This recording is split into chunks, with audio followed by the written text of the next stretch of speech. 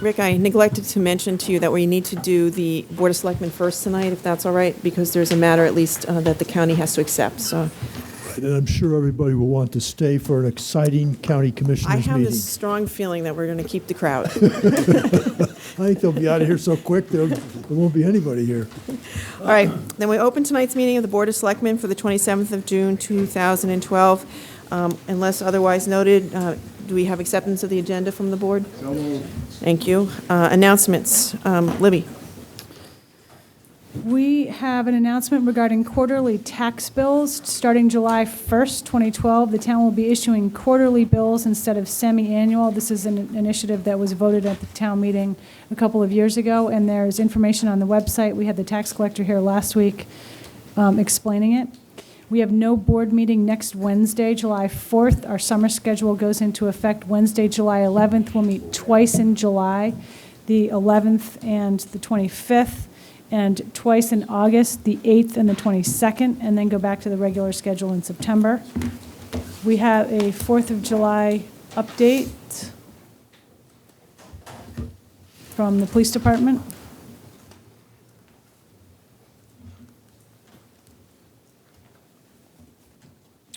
Good evening. Thank you. I'm Charles Gibson, the Deputy Police Chief. We provided some slides to show some temporary parking restrictions that will put in effect at the beaches that are noted.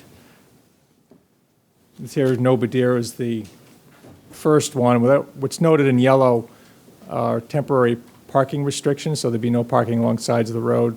It's also showing some dumpster locations and porta potty locations that are there.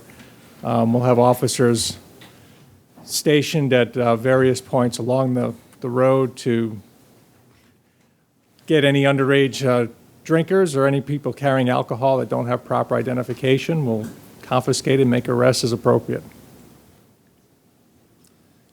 And this is showing in Nantucket, Smith's Point, which probably won't be much of a factor because the beach is closed out there. So we don't anticipate much happening at Smith's Point since there's no vehicle access out there. But if something does happen that way, we'll be ready for it. And this is over at 40th Pole and Dionis. Same thing, no parking along the roads. Any cars that are illegally parked will be ticketed and towed. And again, showing locations of dumpsters and porta potties that, and officer checkpoints that we'll have set up. This is over Matacasham Valley. Again, another area that we anticipate will have some heavy use. Again, showing that no parking areas, locations of dumpsters and porta potties. This is over in Cisco Beach, and this is the parking area, again showing the parking restrictions in yellow. And again, the dumpster and porta potty locations that we'll have set up. This is the end, same beach, this is the end of Hummock Pond Road. Again, the location of the beach seems a little narrow at that point, but we'll be ready if anything's going on down there. I'm sorry, that's the end of Nantucket Road, excuse me. Again, the beach is very narrow there, so we're not sure there'll be any activity down there. Same thing as over at Smith's Point. Yeah, and those are all the slides that we have. Just to give you a brief overview of what we anticipate will be, we have some state police troopers coming over. We'll be deploying the officers as we see fit, but they're the general outline of where we'll be hitting all those beaches and be able to react if something gets going, and hopefully we'll just keep our eyes on it and react accordingly. All right, thank you. Questions from the board? No, sir, I haven't recognized you. You didn't mention Excuse me, sir, I haven't recognized you. You have a minute in a second. I'll give you a minute in a second. I just asked the board if they have any questions of Charlie. No? Yeah, Whitey? Where will they park? Excuse me. Where will they park? Someplace that isn't prohibited. On the beach? They won't be allowed access to the beach. So, in other words, they can't get there. We're not closing any roads. We're just not allowing parking. Well, take Nantucket. Well, yeah, the Nantucket thing. Will they be able to get onto the beach in Nantucket? They won't be able to drive on the beach in Nantucket. They can't drive on the beach now. There's no, at Nantucket Beach, Smith's Point is closed because of the erosion. You can never drive on the end of Nantucket Road. right now, that beach access is closed normally. Where there's public parking, where it is allowed, parking's allowed. Where it isn't, where we have it clearly marked, we'll be ticketing and towing. Okay. Yes, sir, question, comment? Yes, you did mention anything about Okay. South Shore. Can you come to the mic, please, and identify yourself? Excuse me, sir. You didn't mention anything about South Shore Beach, sewer beds. Can you identify yourself, sir? Jim Banano? Thank you. Right now, the sewer beds beach is closed because of the piping plovers. There's no access there. That beach, that entrance is going to be closed. Point of Breakers is closed. We'll have officers at Surfside Beach and at Belvedere as usual. Okay. Yes, sir? I have a couple problems with this, is I wonder why, if I had a boat, I can hop in my boat, drive across the harbor, get off at Code 2 with my family, set up a barbecue, have a good day, and be able to sit there at the beach and enjoy myself, being a responsible citizen, with signs of piping clovers behind me, and nobody says a word. But we have an access to a beach and at South Shore, and I just left there. The markers are at the end of the trail, which is another incident I want to bring up here because I think there's some shady dealings going on here. That the piping clovers are at the end. They're between the end of the marker and Surfside Beach. I don't understand why you are cutting off our access to the beach. The only thing I can think is you don't want us to go on the beach. People pay a lot of money. You ruined a lot of people's fishing this last week because of the closing of that beach. You've totally just disregard people, and the way they did it, it's totally ridiculous. I was there the day they found the piping clovers. I went there yesterday to take pictures. My friend was supposed to be here with pictures so we could show you. And all you do is cause chaos, because by closing down the beach, you make people mad. And some young person that doesn't know any better probably went there and they drove up over the beach, over the dunes where the birds were, and they moved the markers down to the other end. The beach is open, it should be accessible. I don't understand why this is happening. The only reason I can think is because there's a guy down there between Surfside and South Shore that calls, last year when I talked to the police about it, called 27 times on 4th of July because people were sitting on his property.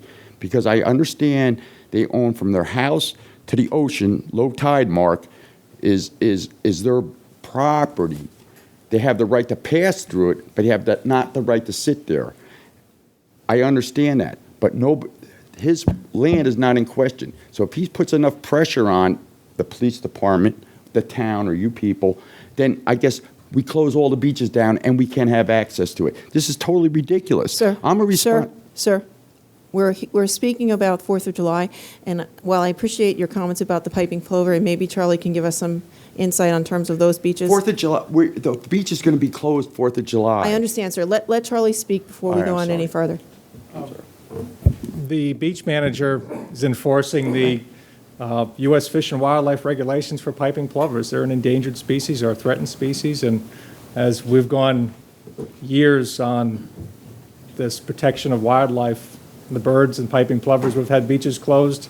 This is nothing new. It's unfortunate, but our hands are tied. We just follow the guidance that the wildlife people pass down. That's what the beach manager does, and he closes it according to their regulations.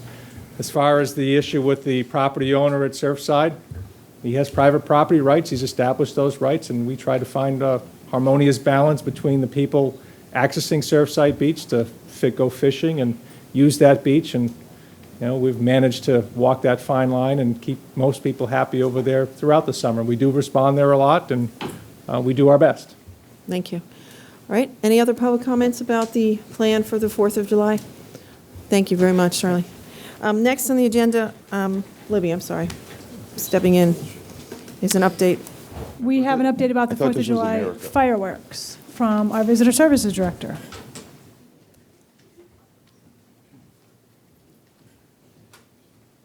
Hello, I'm Kate Hamilton Party, the Director of Nantucket Visitor Services. I just want to start off by saying thank you to all my coworkers for their assistance with the fireworks this year, and also all the incredible contributors of the community who gave money towards this event. And this is the 20th anniversary of the 4th of July fireworks that Visitor Services has been putting on. So it's very exciting. And just to let you know a little information, we did produce the Town of Nantucket 4th of July booklet. This includes everything. It includes all the events for Park and Rec that start on Main Street. They also go to Children's Beach. We then go at 9 o'clock for the 4th of July fireworks. We do a test shot at 9 o'clock, and hopefully it'll be nice and clear. If there's any problem, which I don't like to speak of, they will be on the 5th. We also added all the information about taking the wave, too, so we ask everybody's patience because it can get backed up a little bit. But these brochures are located in my office. They're also downloadable, and we'll be giving them out to everybody. We also will make sure we continue our updates via our Twitter account. We also have been working with TV 17, 228, and also the new radio station, 97.7, which has been really, they've all been really great. So you'll probably be sick of hearing about fireworks, hopefully by the time they go off. But I'd be happy to answer any questions. And I also wanted David Sharp to show the beautiful T-shirts that he designed this year. All the money goes to the 4th of July fireworks. It's the 20th anniversary. And they are and our booklets. There's the front and the back. And for adults, they're $15, and for children, they're $12. And they can buy them at the Visitor Services, They can buy them at the Visitor Center, and we also are having our last stint at the Farmers Market this Saturday. Oh, nice. So we would appreciate any support. Great. So, and if anybody has any questions? Questions? Nope. We're good. Thank you. Thank you Thank very you. much. All right. Thank you very Thank much. you. All right. Next item. Any more announcements, Libby? Nope. Public comment. Is anyone here tonight to speak on matters that are not currently on tonight's agenda? Seeing none. Oh, one right there. I'm sorry. My name's Dan Pronk. I'm a commercial fisherman. I've been talking with Shab in the Marine Department about harvesting cohogs in Nantucket town waters. Currently, I believe the town bylaw or the town limit is 10 bushels per day, and I was wondering what steps I have to go to get it upped. The state of Massachusetts currently is 40 bushels a day, and most of the Cape towns, I spoke with a few people over there today, are 20 to 25 bushels per day. And All right. Do you have an answer, Whitey? Can you help us? Or Bobby? Don't we need to schedule a public hearing, Dave? Yes. Put it on our agenda and schedule a public hearing, and then we can change the regs. Because this Like- came up last week, right? Like I told you last week, the board would have to hold a public hearing after proper advertising and discuss whether you want to change the regulation or not. The How long- regulation was adopted a couple of years ago. How long do we need to advertise it for, Dave? 1 week or two? It's 3 weeks? 3 weeks? 3 weeks. Well, I'd like to make a motion that we start the process. Let's get it advertised, and then we can get it on our agenda for 3 weeks from now, or whichever meeting comes up. I know it's going to be discussed at the Harbor Shellfish Advisory Board again on Tuesday, and I would recommend to you that you get a letter of support or denial from them, and then schedule the public hearing.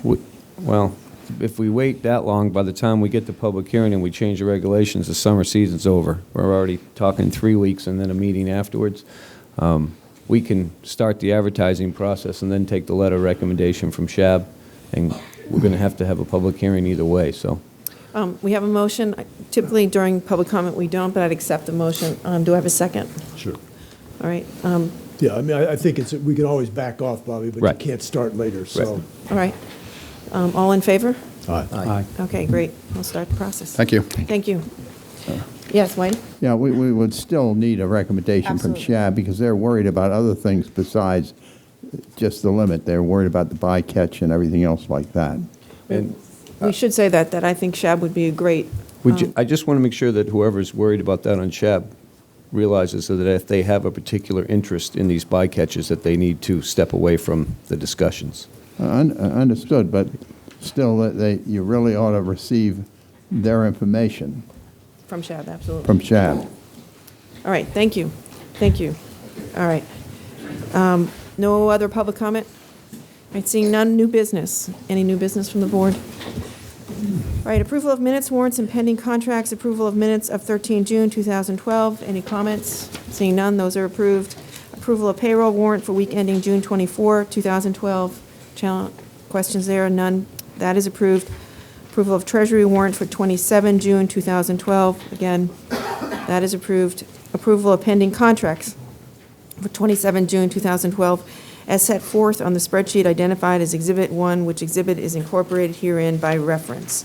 Libby, do you want to walk us through the Yes, the numerous first contracts? two, we have several contracts on here tonight. The first two are going to require a little bit of explanation, and we have our engineers here to provide that, and DPW director. First is a professional services agreement with Town Administration and the Board of Selectmen with Woodard and Curran. The amount is $571,000. It's an update to the Comprehensive Wastewater Management Plan. This was funding approved at the 2012 annual town meeting. And we have a brief PowerPoint so that everybody can see what the scope of the update is going to be. And Kara, I think you're going to take us through it. And Actually, I'd like to introduce John Daniels and Helen Gordon from Woodard and Curran, and they'll take us through the CWMP update and the Phase 2B sewer project. Thanks, Karen.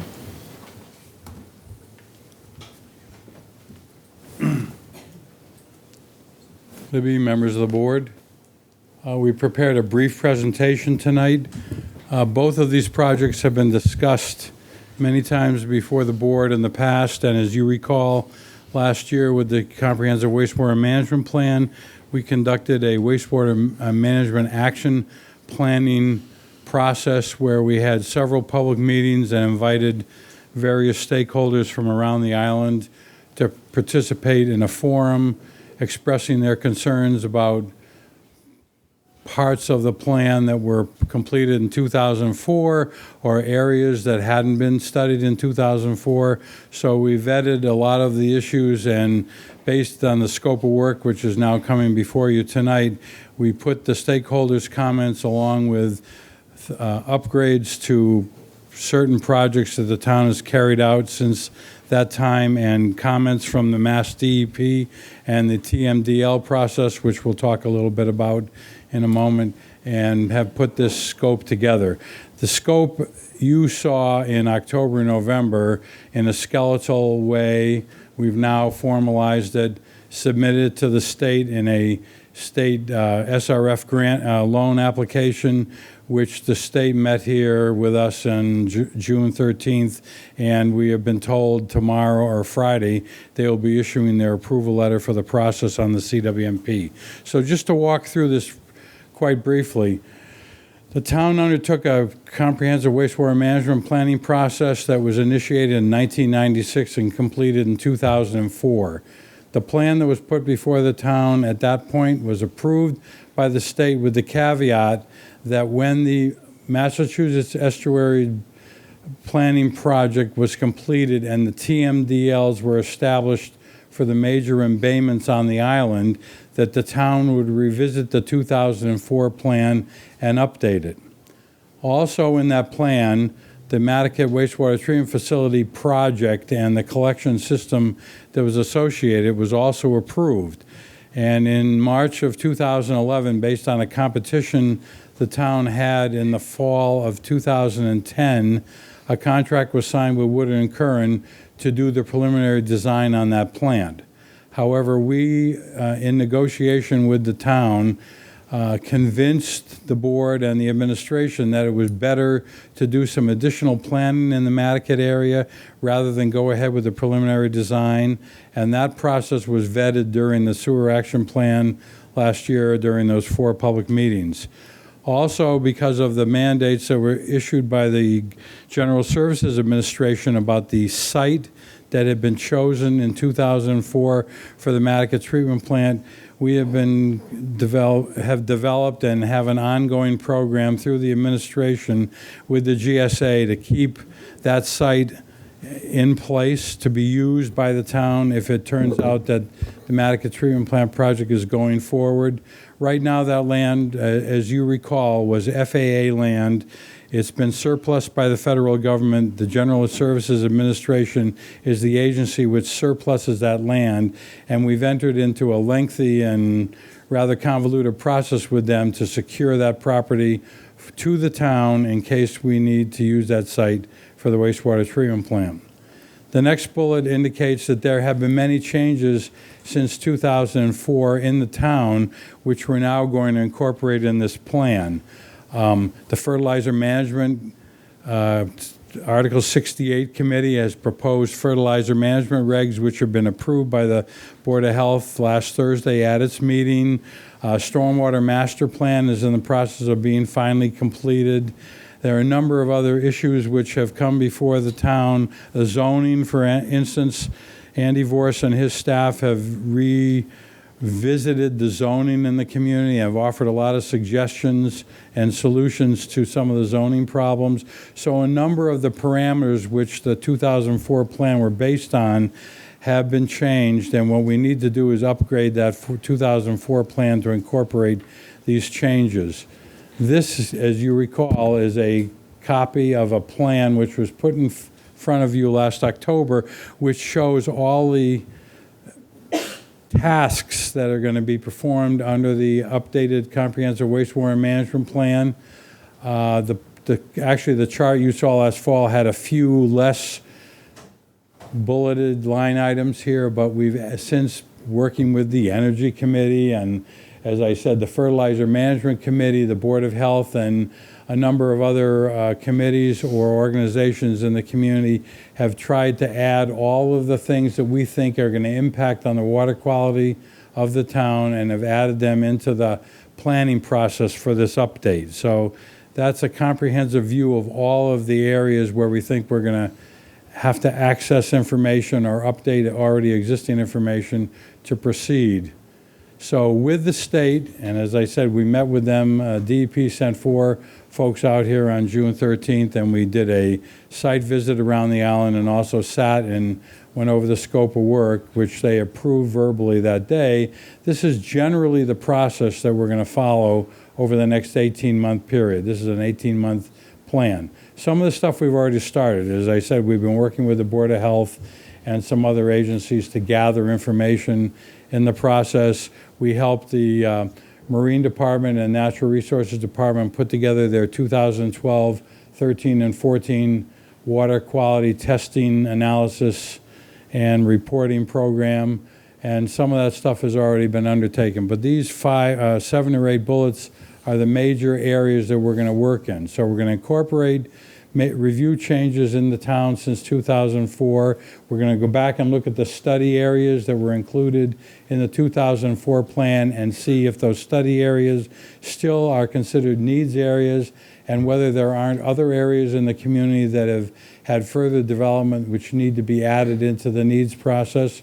We're looking at a capacity analysis of the Surfside wastewater treatment plant and the existing system to see if that plant can handle the flows from Nantucket and some of these other needs areas rather than creating a new treatment plant in the Nantucket area. We're looking at the TMDLs, which UMass Dartmouth presented to the DEP, and which the DEP has now issued to the town for Nantucket Harbor, Long Pond, the Nantucket Harbor watershed area, Sagager Pond, and possibly Hummock Pond, because that's looks like that project or that pond will be the next area to come up for study. We're going to review their recommendations and see whether sewers are required to bring the TMDLs down to a level that was mandated in those reports. We're going to reestablish the recommended plan, which will have a number of components. One, it will give you a final CWMP for the next 20 years, which is what the 2004 plan gave you. We will redo the 10-year capital improvement program and show you what we feel are the costs and the timing of those projects. And then we'll talk about, with this committee and with the reports that the town has received from the 2006 Advisory Committee and the 2008 Rate Study Committee, we will advance some financing arrangements in front of the town on how to proceed with future sewering. So we're trying to be as comprehensive as possible about approaching this with the final part of this chapter to be vetted by the selectmen and the finance committee and the administration is what is the recommendation on how to proceed with funding some of these projects going on over the next 10 or 20 years. One of the things that was recommended by the state is a requirement of the Comprehensive Wastewater Management Plan and guidance, and is on the agenda later in this meeting, is to establish a citizens working group to work with us to try to advance this process and get it to a point of consensus.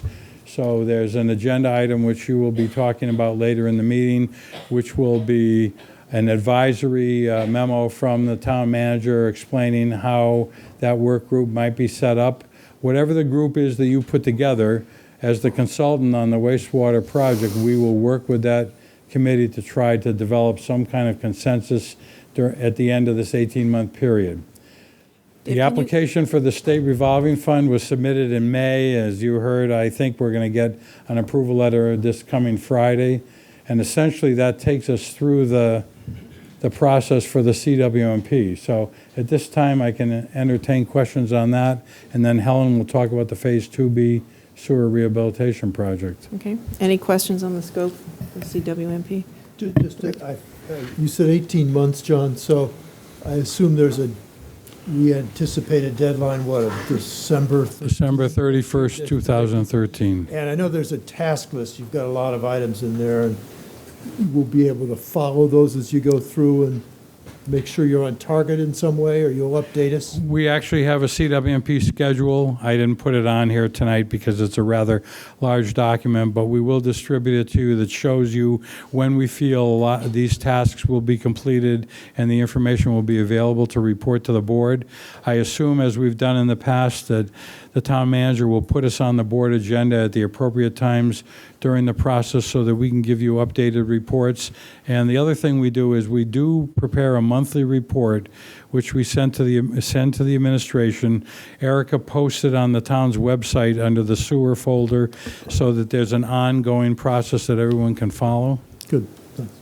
All right, thank you very much. Thanks, John.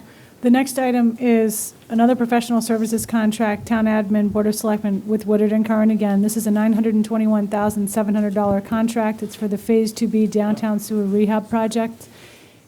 Supplemental funding for this project was approved at this past town meeting. We had initial funding approved at the 2008 annual town meeting. And just some quick background, the board may recall that when we initially put this project out to bid in the summer of 2008, economic conditions suddenly became very difficult, and we didn't have enough funding to proceed with the project at that time, so we put it off, put it on hold, went back to this past town meeting for additional funding, and are now ready to sign the professional services contract and get going on the project, which we hope will start this fall. So we want to be really letting people know what streets are going to be affected. This project involves replacing a number of sewer lines in the downtown area. We did Phase 1A 4-5 years ago now, and that involved a different section of downtown. So this is a continuing segment of that overall project, and Helen, I think, is going to take us through the streets and the other information. Yes. And I'm going to jump in, if you don't mind, and ask that you shorten it up a bit, because we have a really long meeting tonight. I'm going to shorten it up. Thank you. We had a chance to look at it, so. Okay.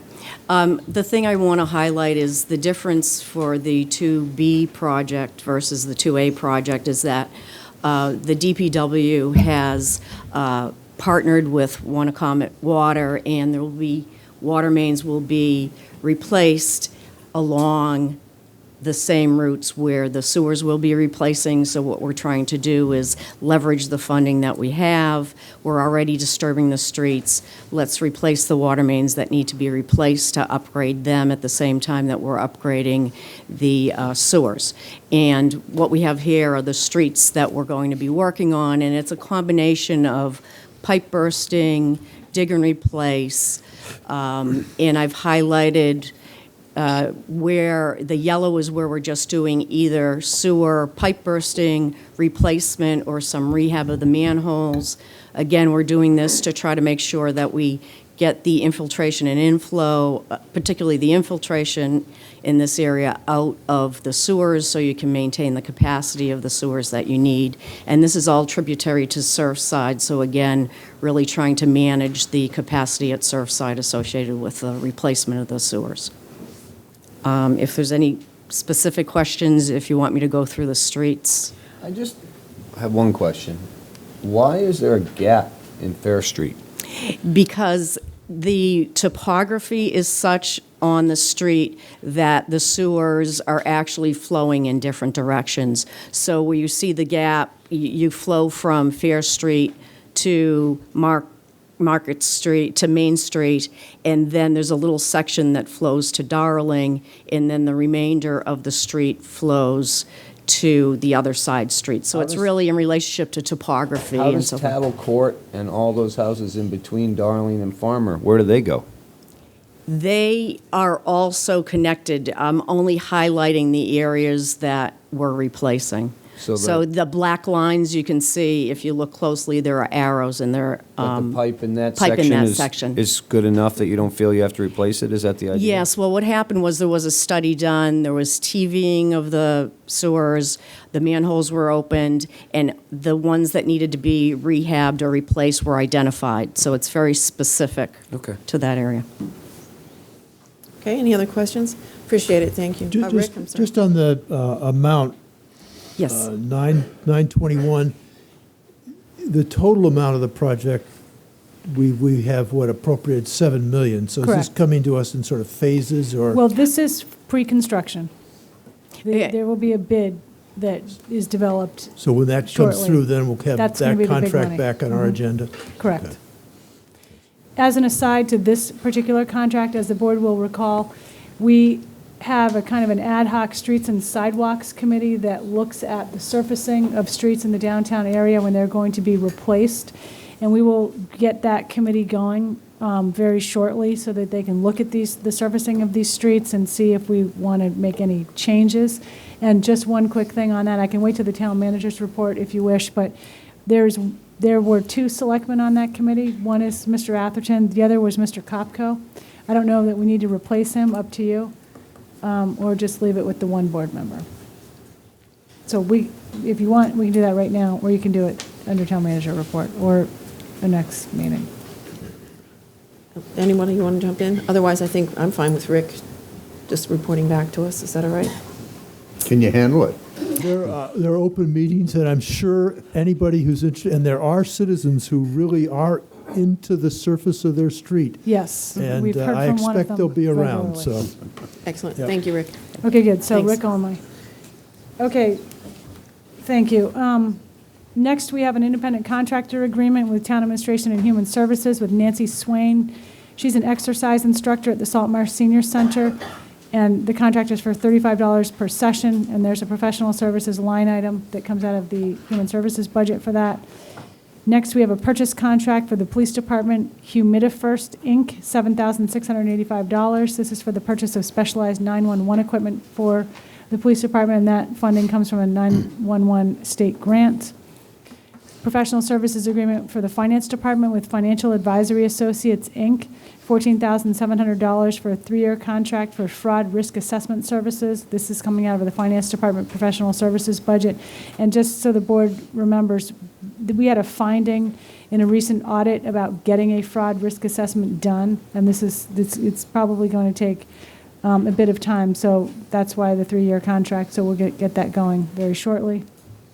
We have a supply contract for DPW with Island Carpet, $21,640 to replace flooring at the DPW office. It's quite old and in not very good condition. And the funding for that is coming out of a couple of different budgets, Public Works General and the Wastewater Enterprise Fund. We have a supply contract. Okay, the next two contracts, these are somewhat complicated. They're for various departments, and they are electricity supply contracts.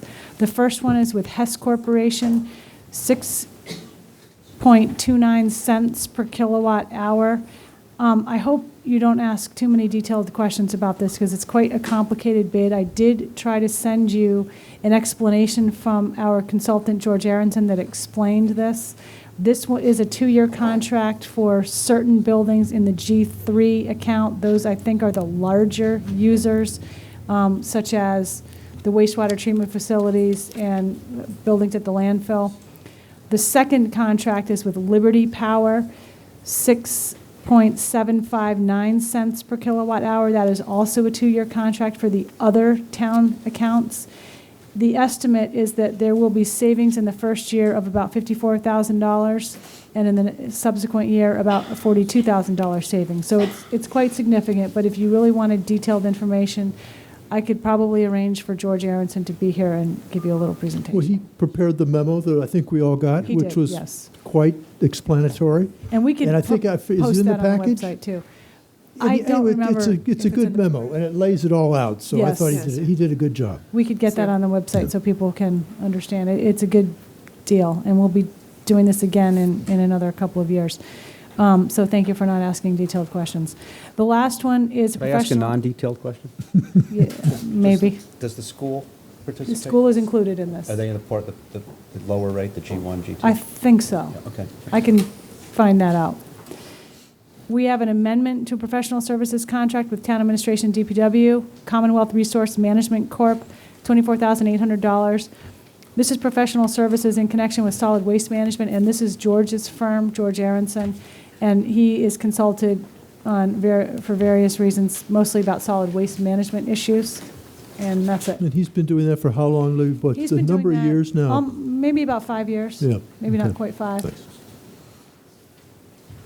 That's it for contracts. Okay. Any, I know we've taken questions all the way through, but just to be sure, any other questions? Do I have a motion to approve? So moved. Second? Second. All in favor? Aye. Thank you. Rather long list tonight. Right, back to our agenda. Citizen departmental requests.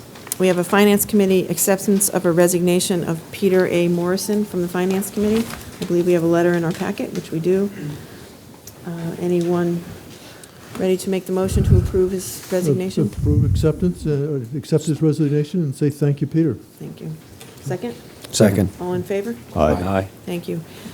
Our 2012 annual committee appointments. We have a number of appointments to make tonight. It's one of the more important things we do as a board, I believe, and it's also one of the more difficult things we do. So I often like to start by saying thank you to all the applicants, and to please, whether or not you're selected, to apply again or to accept our appreciation for your application, period, and we'll try to do our best in terms of selections. So, that being said, we have, to start with the Agricultural Committee, we have one seat that ends in 2013 and 2 seats whose term ends in 2015. We have 3 open slots then, and we have 1 applicant, the incumbent, Danny Baird. Can we say by consensus? acclamation, By consensus? acclamation? Yep. That he can have one of the 2015 3-year seats. 3-year seats, thank you. And we encourage the public to please apply. We have some more open spots on the Agricultural Committee. Airport Commission, we have on the Airport Commission a couple of applicants, to say the least, and we also have a number of varying seats. What I'd like to do with the Airport Commission is to first take the single seat, whose term ends in 2013, and ask the board to make their application or to make their proposal for members for that particular seat. Patty, I'm going to recuse myself from the first vote. Thank you. So this would be the short term. We'll do these by the ballot method, we'll ask Sure. them to you? Yep, just make sure you put your name on it. Yep. I'm sorry, I was assuming we all were on a... Yep. I don't know how to do this. Let's see if this works. This would be for... you all got the updated stuff that Stephen drafted and Bill McGrath have We'll pull that, yeah. Okay.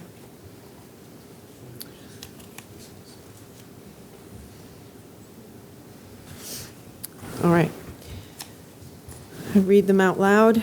Whitey Willauer, Jeanette Topham, Rick Atherton, Jeanette Topham, Bobby DeCosta, Jeanette Topham, and myself, Jeanette Topham. So Jeanette Topham will be awarded the seat whose term ends in 2013. Next, we have 2 seats available for terms ending in 2015. So again, if you could put down 2 proposed names, that would be helpful, with your name on the card as well.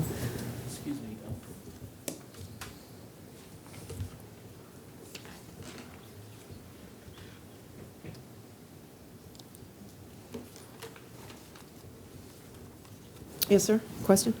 I just wanted to introduce myself. I'm Michael Ryman. I'm the gentleman that's interested in putting some business back in general aviation and corporate aviation at your airport. I just wanted to attend your meeting and thank you very much for your time. Thank you. All right.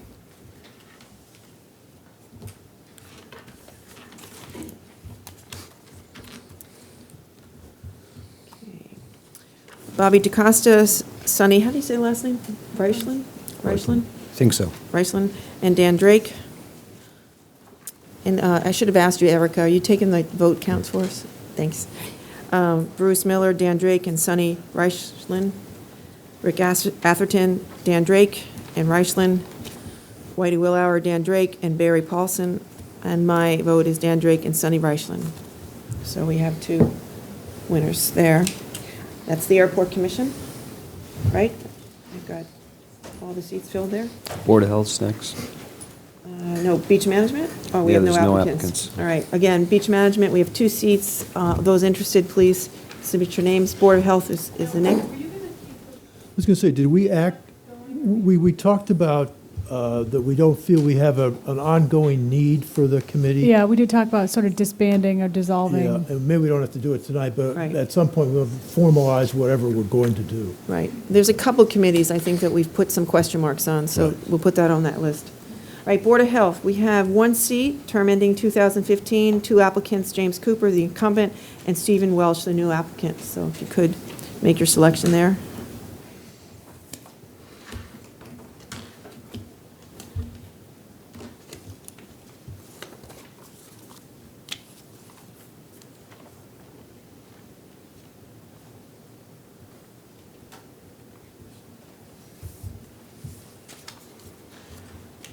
All right.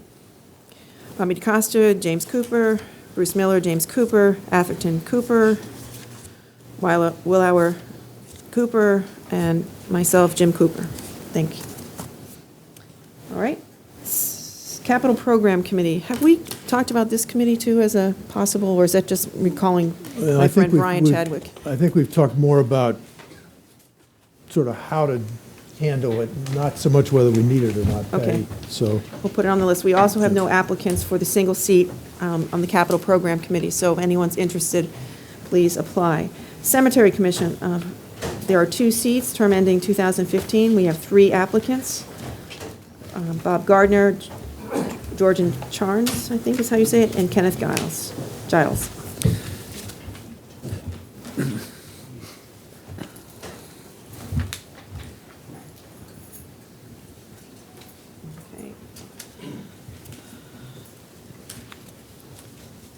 DeCosta, we have Gardner and Charnes. Atherton, we have Charnes and Giles. Willauer, we have Gardner and Charnes. Stop me if I'm saying names wrong too, by the way. Miller, we have Gardner and Giles, and myself, Gardner and Charnes. How did that work? Thanks. Conservation Commission, we have 2 seats, term ending 2015. We have 3 applicants, Michael Gowacki, Sarah Oaktai, the incumbent, John Brescher, an incumbent as well.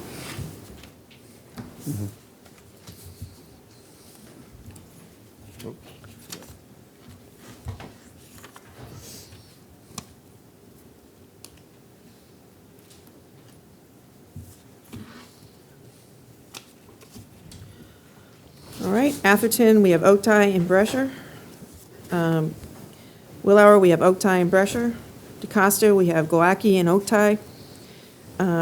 Miller, we have Oaktai and Gowacki. I have Gowacki and Brescher. How did that work? Oaktai and Gowacki, I think.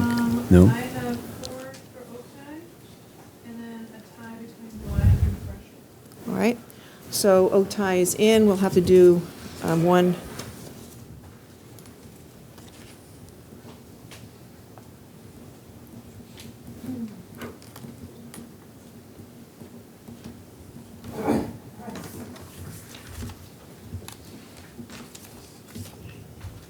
We vote on both again?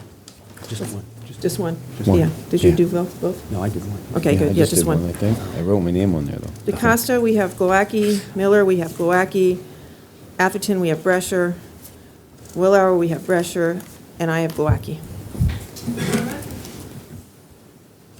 All right. Whoops. Somehow or another, I hit my iPad and have completely lost You want mine? I should be able to find it in a second there. No, good for him. Just need the list, thanks. Conservation Contract Reviews Subcommittee, Human Services. We have 2 seats, one ending in 2014 and one 2015. We have 2 applicants, John Balash and Mary Warrow. If you could put the names down, since we only have 2 and 2 seats, just put the number of the year. Does that make sense? Whether it's the short term or the long term, 14 or 15?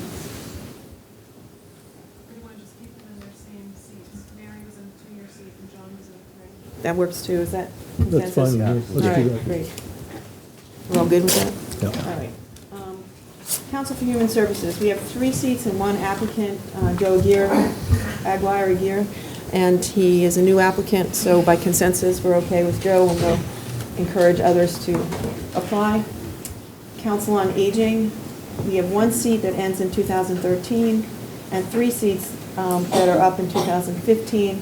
We have 4 applicants, so what we need here is a way of designating short-term or long-term. Why don't we, again... Patty, can you speak into your mic? Sure. Why don't we put down, list your candidate with the year, and that would be helpful. So we have 4 candidates, so we're really, and 4 seats, so we're just looking for the year on each one? Exactly. I got mine now, too. So. Thanks, Bruce. So we're just writing down the name of the one that we want for the 1-year seat? Should we do a separate vote for the short term?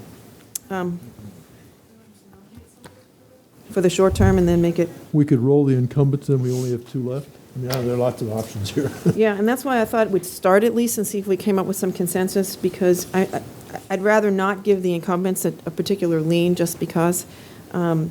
So I think we have 1 seat that's a short term, so We're writing just that name down, or all of them? all of them, if you could. Just Okay. put down the years next to them. And we'll see if Erica can figure it out for us when we read the...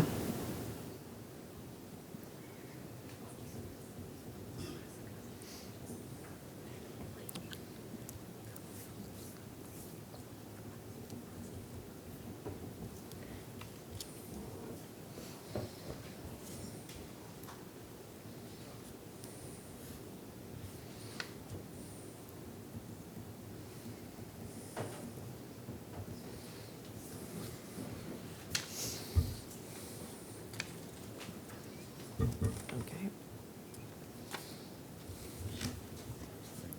Difficult.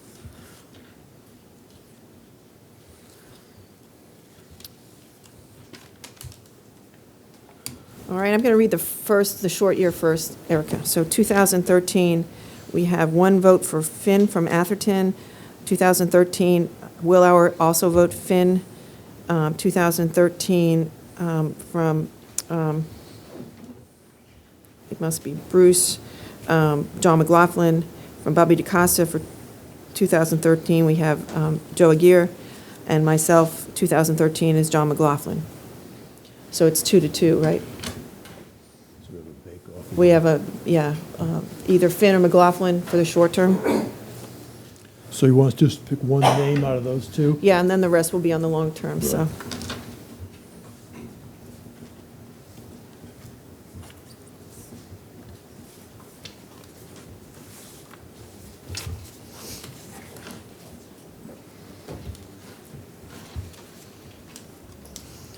Okay, what we have is Atherton says Finn, Willauer says Finn, Costa says Finn, Bruce and myself say John, so it's Ella in the short term, and the rest are in for the long seat. All right, Cultural Council. We have 2 seats available and 2 applicants, and by consensus, if we could, we'll ask Amy Janess, who's the incumbent, to come back, and John Wagley as a new applicant to take the seat. All right, Finance Committee. We have a number of changes in the Finance Committee over the course of the last couple of weeks, but we have 1 seat whose term ends in 2013 and 3 seats whose term end in 2015. We've had a couple of applicants either resign or withdraw, including, Steve McCluskey, who has a position with the airport now, and Peter Morrison, who's whose resignation we took earlier. So what I'd like you to do is the same as what we did with the almost previous Council on Aging, and if you could name the short seat. Patty, could I ask a question Sure. about this one? Just because we had the regular 3 openings. Yep. Until, and Steve was one of those, so that was part of the regular routine. And then Mr. Morrison resigned late. And sometimes when that happens, it's like a different configuration, whether we want to open that 1 seat up again, because we just heard a couple of days ago. Anyway, that's an option.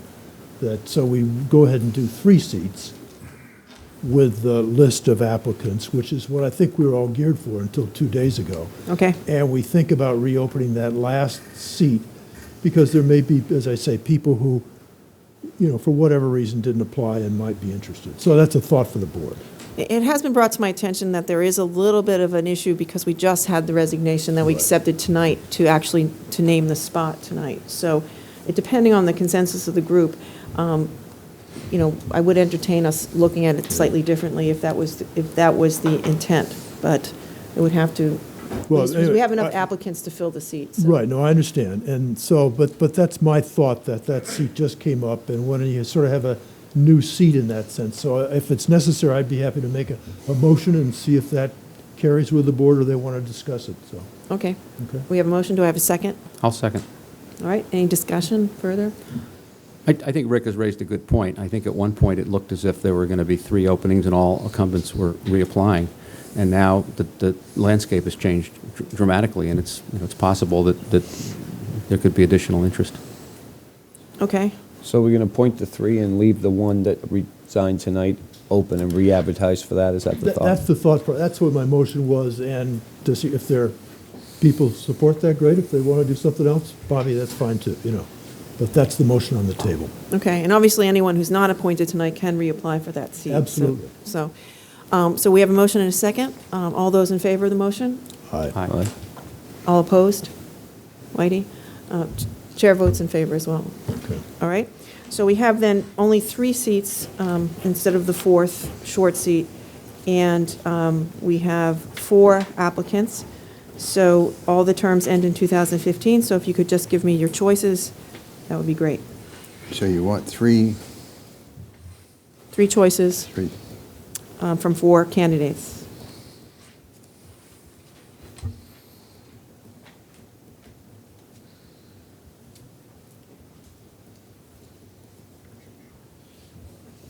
This is for the Finance Committee.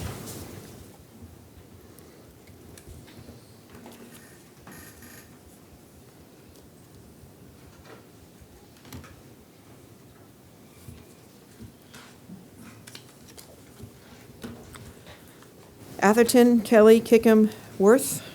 Willauer, Kickham, Kelly, Worth. DeCosta, Kelly, Kickham, Worth. Miller, Worth, Kelly, Kickham. And myself, Kelly, Kickham, Worth. So we would advertise when we get a chance and open that up. Right, and maybe I don't know, is Toby here tonight? So you already know that we're going to advertise that remaining seat, which is only a one-year seat. It's to fill the end. Just a question, Toby? Yeah, just a question. Sure. I was wondering if I'd be given any preference in regards to the next step of the application, since I've already presented myself as a candidate. If you'd like to, we can just roll your application. I mean, so you Well, don't have to. I can present you a new one. I just wanted to make clear to the board that I'm very eager to be part of our town government over the next year, and I do not want to be set to the side. Okay, and you know what, we'll have another opportunity to come forward and give us a promotion. Totally. Keep me in Okay. touch. Thank All you so right. much. Thanks. All right. Harbor Plan Implementation Committee, we have 2 seats. We have 2 applicants. If we can, by consensus, they are Sarah Otai, the incumbent, and Lee Saperstein, who I know I saw here tonight. Can we, by consensus, agree? All right, thank you. Nantucket Affordable Housing Trust Fund, 1 seat, no applicants, so again, we'll encourage that, although that might be restructured as well. Yeah, we've talked about revisiting that, so. All right. Nantucket Historical Commission, we have 2 seats, 3 applicants, Caroline Ellis, Diane Coombs. What does the no form mean? Did she actually? She didn't fill one out. Okay, but I inquired about whether she was going to be up, and she just didn't get around to refilling out her form, but she verbally expressed her interest in Okay. And John Wagley, who's a new applicant as well. So if I could have your choices.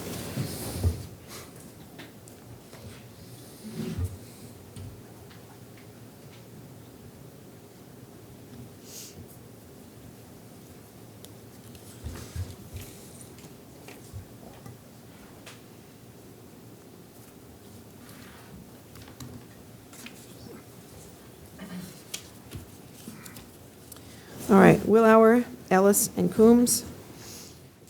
Atherton, Ellis, and Coombs. DeCosta, Coombs, and Wagley. Miller, Ellis, and Wagley. And myself, Ellis, and Coombs.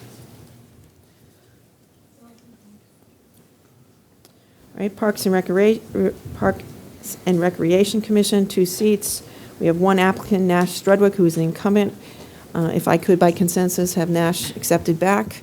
We will then encourage anyone who's interested to please apply for that commission. Planning Board alternate, we have 1 seat whose term ends 2015, and that must be the vacant seat. We have 1 applicant, and again, Stephen Maury. If by consensus we can appoint Stephen, that would be great. Roads and Right-of-Way Committee, we have 3 seats, term ending 2015. We have 3 applicants. 2 of the incumbents, Sylvia O'Donnell and John Stackpole, and a new application from Joseph Marklinger. If by consensus we can agree, those 3 would be filled by our applicants. That'd be fine. Scholarship Committee, we have 3 seats, term ending 2015. We have 2 applicants, Jeanette Topham, the incumbent, and Margaret Detmer, a new applicant. If we can, by consensus, agree those 2, and encourage 1 other individual to apply. Town Government Study Committee, that's sort of on hold, isn't it, as well? I think a committee of 1 Yeah. probably isn't going to work. I think we do need to revisit how we want to structure that or what the charge might be and Right. deal with it separately at some point. Okay. Tree Advisory Committee, we have 2 seats and 1 applicant who's an incumbent, Terry Pommet. If we can, by consensus, accept Terry's application for that commission and encourage anyone else who might be interested to please apply. Visitor Services and Information Advisory Committee, you have 2 seats opening, term ending 2015. We have 3 applicants, Phil Reed, Louise Swift, and Peter Morrison. If I could have your selection for that, that would be great.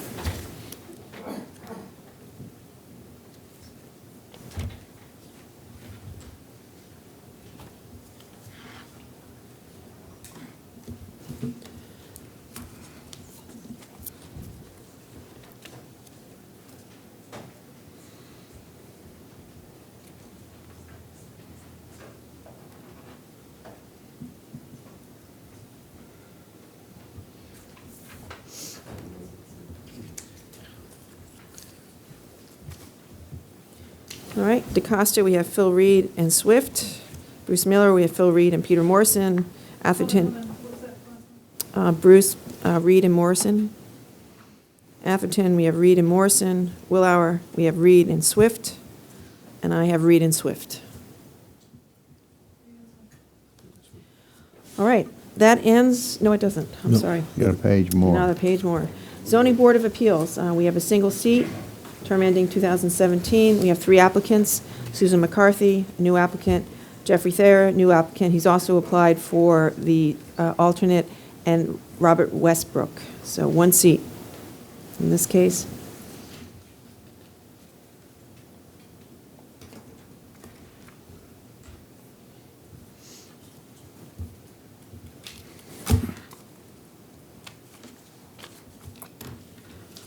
Right, Atherton, McCarthy, Willauer, McCarthy, DeCosta, McCarthy, Millard, McCarthy, and myself, McCarthy. Finally, 1 seat for the alternate, and we have, again, Susan, I will take off of this now that she's been named to the regular board. So we have Jeffrey Thayer, Michael Angelestro, and Mark Poor. No, we have 1 Oh, seat and 2 sorry. apps, Patty, that's No all right. wonder. Sorry. Thayer and Marklinger. Right, thank you. But McCarthy is off of this now.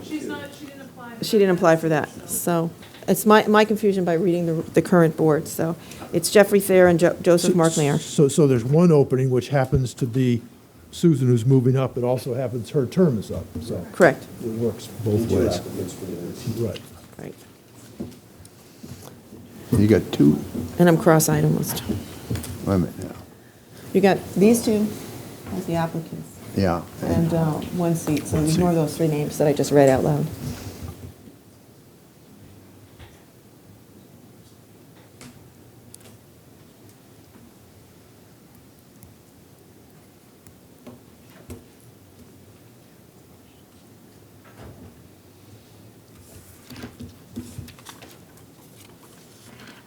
Okay.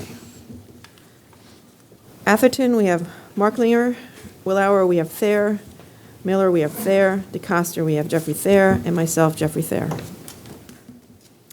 All right, thank you, all applicants, and we appreciate everyone else's patience in going through this. And we have a tape change, so we'll be taking just a short break for a second.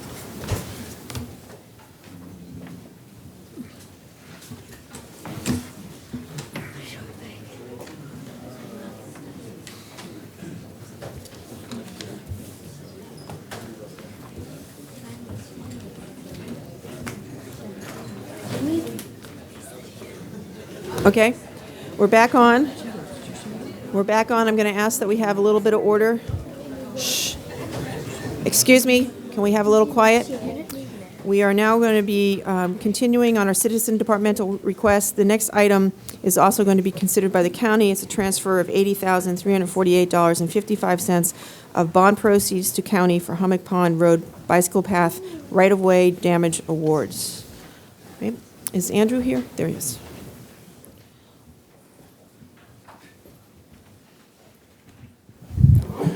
Thank you, Madam Chair. Andrew Vorst, Director of Planning. The request here, the total, in your packet, you'll see the total damage awards are around $230,000. You may remember that you accepted $150,000 from a private person who was donated the equivalent work amount on Eel Point Road, which is being applied toward the damages. So we need another $80,000, which would come out of the bond funding for this particular project. Okay, any questions for Andrew? Do I have a motion? So moved. Second? Second. All right, all in favor? Aye. Thank you. Department of Public Works, request for approval of Chapter 90 project request for redecking of Massasoit Bridge and Millie's Bridge catch base cleaner. Someone here to speak on the matter? Kara could address that, or I can try to start. Mohammed, sorry. Thank you, Madam Chairman. Mohammed Nabulsi, Assistant Director of Public Works. What you have is there are 2 requests for supplement money for a catch basin cleaner and the redecking of Massasoit Bridge and Millie Bridge. This money will supplement the approval at the last town meeting of $95,000 for the catch basin cleaner and $115,000 for the bridge. The state Chapter 90 funds approved the $32,000, both requests to be taken from Chapter 90. Okay. If you have any Questions? question, we'll- Questions from the board? Just to make sure I got the idea. So we had specific appropriations that weren't sufficient.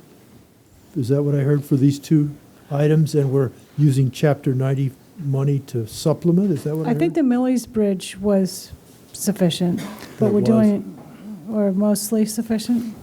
Was Millie's Bridge mostly sufficient and not quite? Yes, the estimate for Millie Bridge about $95,000. We added Massasoit Bridge at the same time, and that added $44,000. The total estimate came short of about $35,000 that Chapter 90 will supplement. So the answer to your question is yes. There's like 35. The only reason to ask is that we do have a schedule of roads for Chapter 90 money, and if we're dipping in for the bridges, this isn't a lot of money, so it's not a big deal. But otherwise, you'd be bumping something out of the queue, I presume, Libby. You know? Well, the Chapter 90 money, or the program itself allowed the communities to purchase equipment, anything that has to do with road maintenance. And the Mohammed, bridges, that's not I'm not concerned. I mean, I appreciate that it's all okay. I just know, however, we had a schedule of we were going to do these 6 roads or whatever. Yep, I think you might not have the memo, explanatory memo in your packet, but I think according to the memo, there's uncommitted Chapter 90 funds for fiscal 12 of about $220,000. yes. Okay, so this is uncommitted already, and it's not part of the schedule, is the point? Correct. Okay. Yes, yes. Great. Bruce? Do we have does the town own a catch basin cleaner at this point? Yes, we do have one, probably 26 years old. Yes. So this is a replacement? Yes, this is a replacement for the existing one. How frequently is it utilized? Is it how often do we use it frequently? We use it almost 5 days a week. Every day it goes out. Okay, thanks. Okay. Any other questions? Do I motion to approve? So moved. Second? Second. All right, all in favor? There was a little hesitation there, but. Bobby, you're in favor? Aye. Or? Yes. Thank you. That's right. All right. No opposition. Number 5, Nantucket Planning and Economic Development Commission, Nantucket Energy Office, request for approval for town manager to execute request for determination of applicability for Nantucket Coastal Research Project / Woods Hole Oceanographic Institute radar antenna. Request for approval to sponsor and coordinate informational public forum on project and provide input and comments to Nantucket Homeowners Association regarding newsletter article on research project. We have had a vote on this before, and Libby's going to explain to us what we're considering that's slightly different tonight. I'm going to ask Andrew to explain that.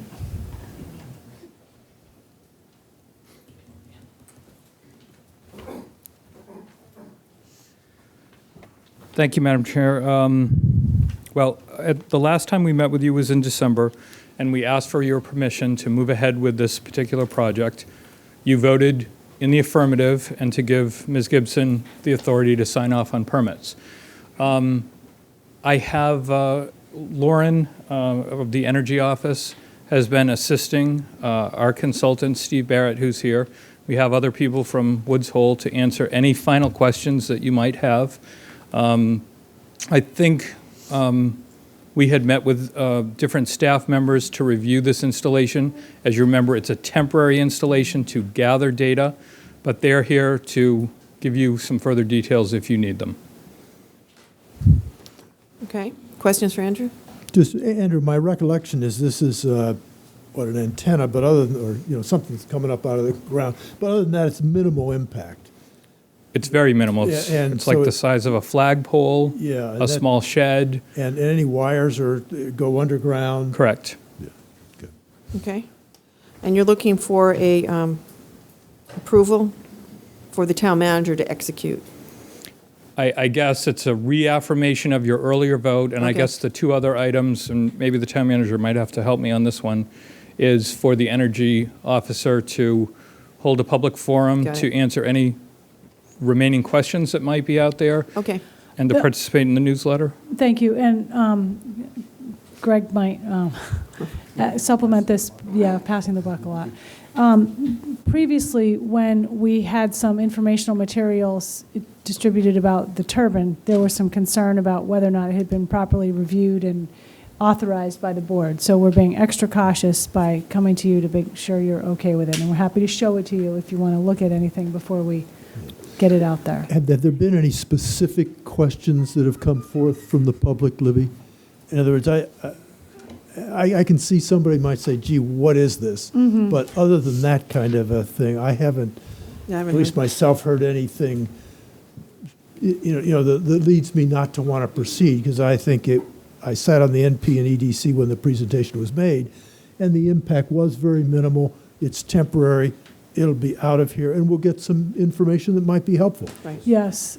It's just a fact-finding Yeah. station. It's no different than putting a odometer up on the top of a pole and counting the wind. I mean, it doesn't mean we're going to go out and build 45 generators and So you serve. haven't heard anything specific? No, unless, does this involve a tower? The antenna, again, is the size of a flagpole, so it's Okay.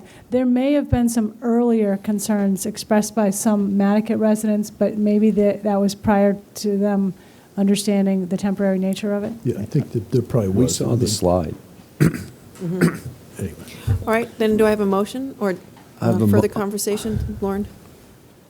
I have, Lauren Sinatra, Energy Coordinator, I have continued to receive letters of concern about the safety and also questions about the undersea cables causing erosion rather than the research actually studying the erosion. So, So there are some questions, and I suppose the only then question for us is, and I'm not trying to hold this up because I'm prepared to proceed, but one option would be to hold a hearing or have a forum before you install it. But if that's a timing problem, I'm prepared to go ahead, so.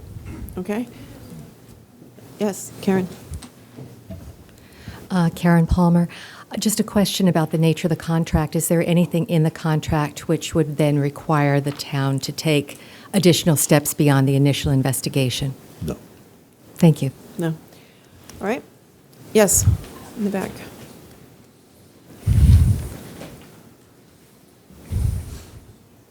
Leslie Forbes, the shack and the antenna, it's unclear to me what property it's on, whether it's on town property or private property. Town property. Right, Andrew? It's on town property. Okay. Any other questions from the public? And we will have a public forum, which I think will be really helpful as we go forward with this. So do I have a motion? I'll make the motion I'd to, move. Okay. reaffirm the vote and to have Lauren have the public. Bob, can you speak up? I'll make a motion to reaffirm the vote and to have the public forum to answer people's questions, but Yeah, I to think give we saw Libby the text. authorization to sign the contracts. I'd second that. And comment to the newsletter? That sounds part of that. All right. We have a that's fine. motion and a second. All in favor? Aye. Thank you. See, the newsletter, it sounded like there were some professional advice to modify some language, and I think that's all positive, so that's Great. good.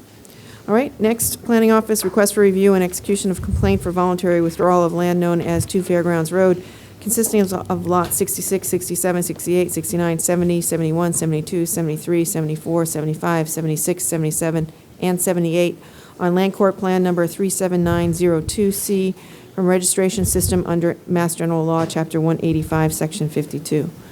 Andrew? Thank you, Madam Chair. Behind you, this is basically the 2 and 4 Fairgrounds Road property containing this building and then the next door building.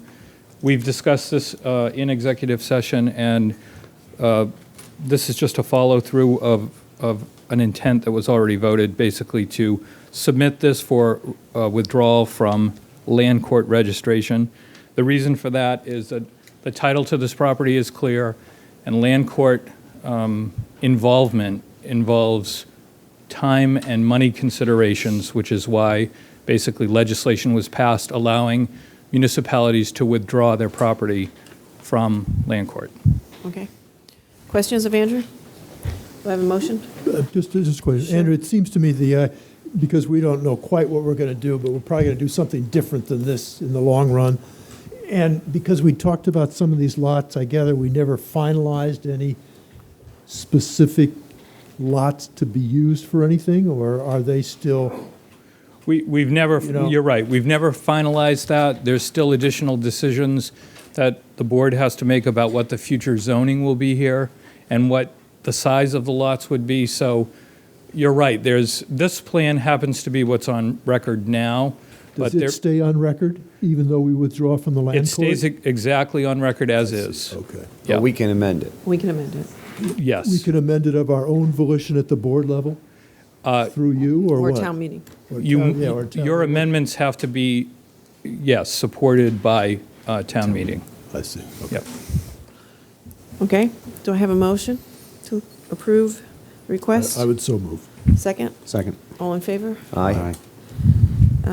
Next item, Planning Office request for review and execution of complaint for voluntary withdrawal of land at Alabama Avenue and Ames Avenue, shown as Lot 1 on Plan 3092X Sheet 1, and Lot D3, shown on Plan 3092X Sheet 2, filed with certificate of title number 1377 at Registry District of Nantucket County from Registration System under Mass General Law, Chapter 185, Section 52. This is the same basic issue about land, town-owned land and land court registration. Behind you, you'll see where these two properties, it's a little confusing on what was included in your packet, even though those are the right maps, but this shows you, these were land court properties that were taken for the extension of Ames Avenue in 1947, and the entire properties were included in the roadway right-of-way. What we need to do here is to put the road right-of-way in its proper place, and then the property, at least up at Hither Creek, there's an earlier vote of town meeting to turn that into open space, and that's been held up, again, by the difficulty of land court. So once this is basically withdrawn from land court, we can finalize some of those earlier actions. To remind us, the earlier legal discussions for that lot went on for how long, Andrew? Quite some time. Just one question. I know that we voted at town meeting to make that open space, but if we have to rebuild that bridge or take water or sewer across there, is that going to limit us, our ability to do that? We can reserve rights or easement rights on that property before it's formally dedicated. So I think we better make sure that we have at least water and sewer rights to go across there, because we may have to take sewer across that bridge to that end of the Nantucket. And if we're going to do that, we might as well take water at the same time. Good point. But I assume getting it out of registration makes it easier for us to do that, maybe. It does. Okay. All right, then, do I have a motion? Motion to approve. Second? Second. All in favor? Aye. All right, finally, under this section, we have the Planning Office request for execution of quitclaim deed of town-owned land known as Lot 826 off Miller Lane, shown on plan of land entitled being a division of Lot 794 on Land Court Plan 16514-81, Land Court Division, Plan of Land in Nantucket, Mass. Prepared for Town of Nantucket, 1 inch equals 40 feet, May 2nd, 2011. Prepared by Blackwell and Associates, Inc., and recorded with Nantucket Registry District of the Land Court as Plan Number 16514-90, pursuant to vote on Article 92 of 2012 Annual Town Meeting. Thank you, Madam Chair. Behind you, again, the parcel outlined in red is the parcel we're talking about. That will be deeded to the Nantucket Land Bank, which owns the properties outlined in green. So you can see this sort of fills in that gap. This, as I think the long-term selectmen know, has been a long discussion with various warrant articles over the years. There's been active participation by the neighbors, by the families that own adjacent lots, the Glowackies and the neighbors on Daffodil Lane. So I think we're finally at a closeout, and you can see that with the red sort of joined with the green pieces owned by the land bank, you create a consistent piece of open space that's part of a linear type park. Okay? Took a long time, Patty. Yeah, We're it sure did. happy to get it done. What's the dotted line, Andrew, about? That's the reservation of a walking path which leads you out to Old South Road, which is the road at the top. That land was transferred for affordable housing purposes, so that just designates that there's an easement that connects you from one end to the other. Can you get from Daffodil back to that to get to Old South somehow? Only on foot. Right? We need to get a connection into Daffodil. I think we and- do, so they can get out there and get the NRTA or whatever else they want to do. Right? Stay tuned. Okay, Stir the good. pot again. Yeah. All right, so do I have a motion to approve? So moved. The execution? Second? Second. All in favor? Aye. All right, thank you. Next section, we're going to open our public hearings tonight. Public hearing to consider taking various paper streets in a parcel of land continued from 28 March 2012 and the 23rd May 2012. First, taking West Tristram Avenue and Alliance Lane pursuant to vote on Article 117 of 2008 Annual Town Meeting. Thank you again, Madam Chair. Behind you is a map that depicts the area that we're talking about, which is the area outlined in orange. This is the last group of parcels of what was West Tristram Avenue. The taking will hopefully lead to a one big beach easement, which will link Dionis Beach to the 3 other one big beach easements, which were granted and closed at an earlier session. So I would ask that you move forward and sign the order of taking, for the area outlined in orange and as described in the material in your packet. Okay, and we also have under this open public hearing, Assessor's Map 21, Parcel 146, rear Quidnet Road pursuant to Article 109 of 2011 Annual Town Meeting. I can put them together, right? No. No? Sorry. Sorry. All right, then we're going to have to ask the public if there's any other comments on the first item, West Tristram Avenue and Alliance Lane. If there's none, we will close the public hearing on that matter and ask the board for a disposition. Motion? Well, I would move to proceed Okay. as outlined in the article, in the agenda item. All right, all in favor? Aye. Okay. Then we're going to open the public hearing to consider taking various paper streets and a parcel of land continued from 28 May 2012 and 23rd May 2012. Assessor's Map 21, Parcel 146, rear Quidnet Road pursuant to Article 109 of 2011 Annual Town Meeting. Andrew. Madam Chair, this is a landlocked parcel of land shown as Parcel A outlined in red on the map behind you. This is where it fits in on the ground here. The long-term plan, and I should mention that the Nantucket Land Council funded the preparation of this plan, is to consolidate open space holdings in this area. This particular parcel is valued at roughly $10,000 and has a significant tax arrearage from owners that could be traced at least to the early 1960s. So, Okay. And Andrew, the parcel to the north of it, is that in conservation already? it's owned by the Nantucket Land Council, and the Nantucket Conservation Foundation is the major holder of open land here. Right. And That's the old Poor Farm to the left? Okay. Any other comments from the public, either for or against? We'll close the public hearing and ask for the board. Do you have a motion? I'd move to proceed. Okay. And approve the taking as outlined, yeah. Second. All right, all in favor? Aye. Thank you.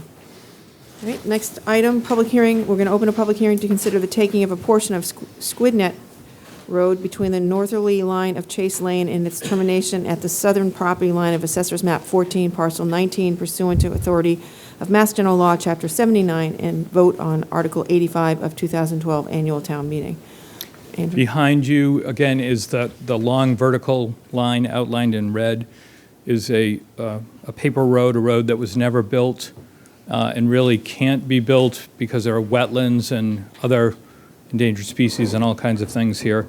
So the proposal here is to proceed ahead with the taking. The majority of this land would probably be deeded to the Conservation Foundation and permanently preserved for open space. There may be some yard sale opportunities at the lower end where the properties abut private land. But again, this will take a significant piece of property that will not become a road and put it into proper custody as envisioned by the article. I would ask the board to move ahead on this taking. Okay. Anyone else from the public here to speak for or against the taking?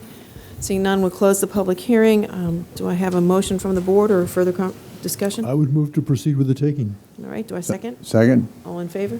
Aye. Great. The next item, public hearing to consider the taking of a portion of Nobodere Avenue extension pursuant to authority of Mass General Law, Chapter 79, and vote on Article 76 of 2010 Annual Town Meeting. We've asked for it to be continued to the 25th of July. Yeah, I'm not sure, Madam Chairman, if anyone came here to speak specifically on that article, but there is a plan mistake that needs to be corrected, so we would like to move it to your July meeting Okay. to continue. So we open the public hearing, and we'll continue the public hearing if it's the consensus of the group. You want a motion to continue? Sure. To July 25.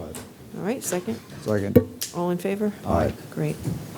Finally, under public hearing, we'll open a public hearing to consider application for new entertainment license for Nantucket Rotary LLC, doing business as, thanks, Andrew, the Roadhouse at the Rotary, Patricia Kennedy Oldham, manager for premises located at 1 Sparks Avenue, Nantucket. Is there anyone here tonight to speak in favor of this application? Good evening, I'm Lisa Soder, and I'm with Bob Cochran on behalf of the Nantucket Rotary. We're here to gain approval for an entertainment license for background music at the restaurant and on the side porch and in the yogurt stand, and for TVs on the side porch. We're not talking about live music, nothing loud, just an iPod and a radio and the side TVs. As you know, we're in a very high traffic volume area, and we could use something to dull the noise of the traffic and to dull the noise of the kitchen inside the restaurant. We want to be good neighbors, and we've consulted with Erica and Rob beforehand, before building the fence between our properties, as opposed to the privet hedge that we had originally offered to put in. And they preferred they preferred the fence, so we put the fence in. We're happy to put some privet in if we need to. Also, we did try to talk to them, and they were in anticipation of this meeting, and they were kind enough to send us a copy of their opposition to our entertainment license. In the interest of being good neighbors, we're happy to limit the time that we play music outside from 8 a.m. till 10 p.m. Okay. All right, it's a public hearing. Anyone else here tonight to speak in favor of the matter? Anyone here tonight to speak against the application? Erica? I'm just going to note that you have information from my family in your packets. Okay. Seeing no one else here tonight to speak for or against, we will close the public hearing. Questions from the board? So the change is just to change the hours, which we're 11? I'm trying to... I was looking Did for I that hear myself. correct? It's not offering to change the sale of alcohol or the use of alcohol in a bar configuration out on the deck. Right. It's just to take it from 11 back to 10? It's seemingly from 11 back to 10, and didn't you extend the morning hours as well to from 6 a.m., which is what it says in the application, to 10 a.m.? Gotcha, okay. I wasn't as concerned about that, but From 8 I would be a.m. if I thought they were going to play music at that time. Yep.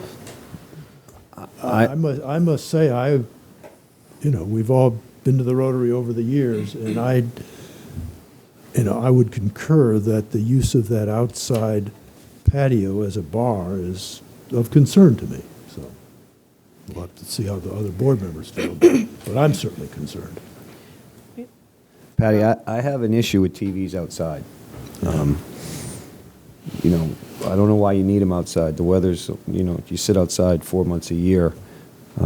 I have this vision of people driving by and glancing at the TV to see what the heck is on it. I don't think you need TVs outside. I have no problem with some iPod or music, but I also have an issue with a liquor bar outside. When we looked at the liquor license application, the floor plan didn't show a bar on the deck, and now all of a sudden there's a bar on the deck. So, I would have questioned that had I'd seen it. So, I can't support TVs outside. All right. Comments from the other board? No, I think considering the original application and also considering the fact that it's in the neighborhood that it is, I think 10 o'clock is really excessive at a minimum. And I think outside noise is questionable, but I would be reluctant to pick a specific time. But 10 o'clock, it wouldn't be 10 o'clock.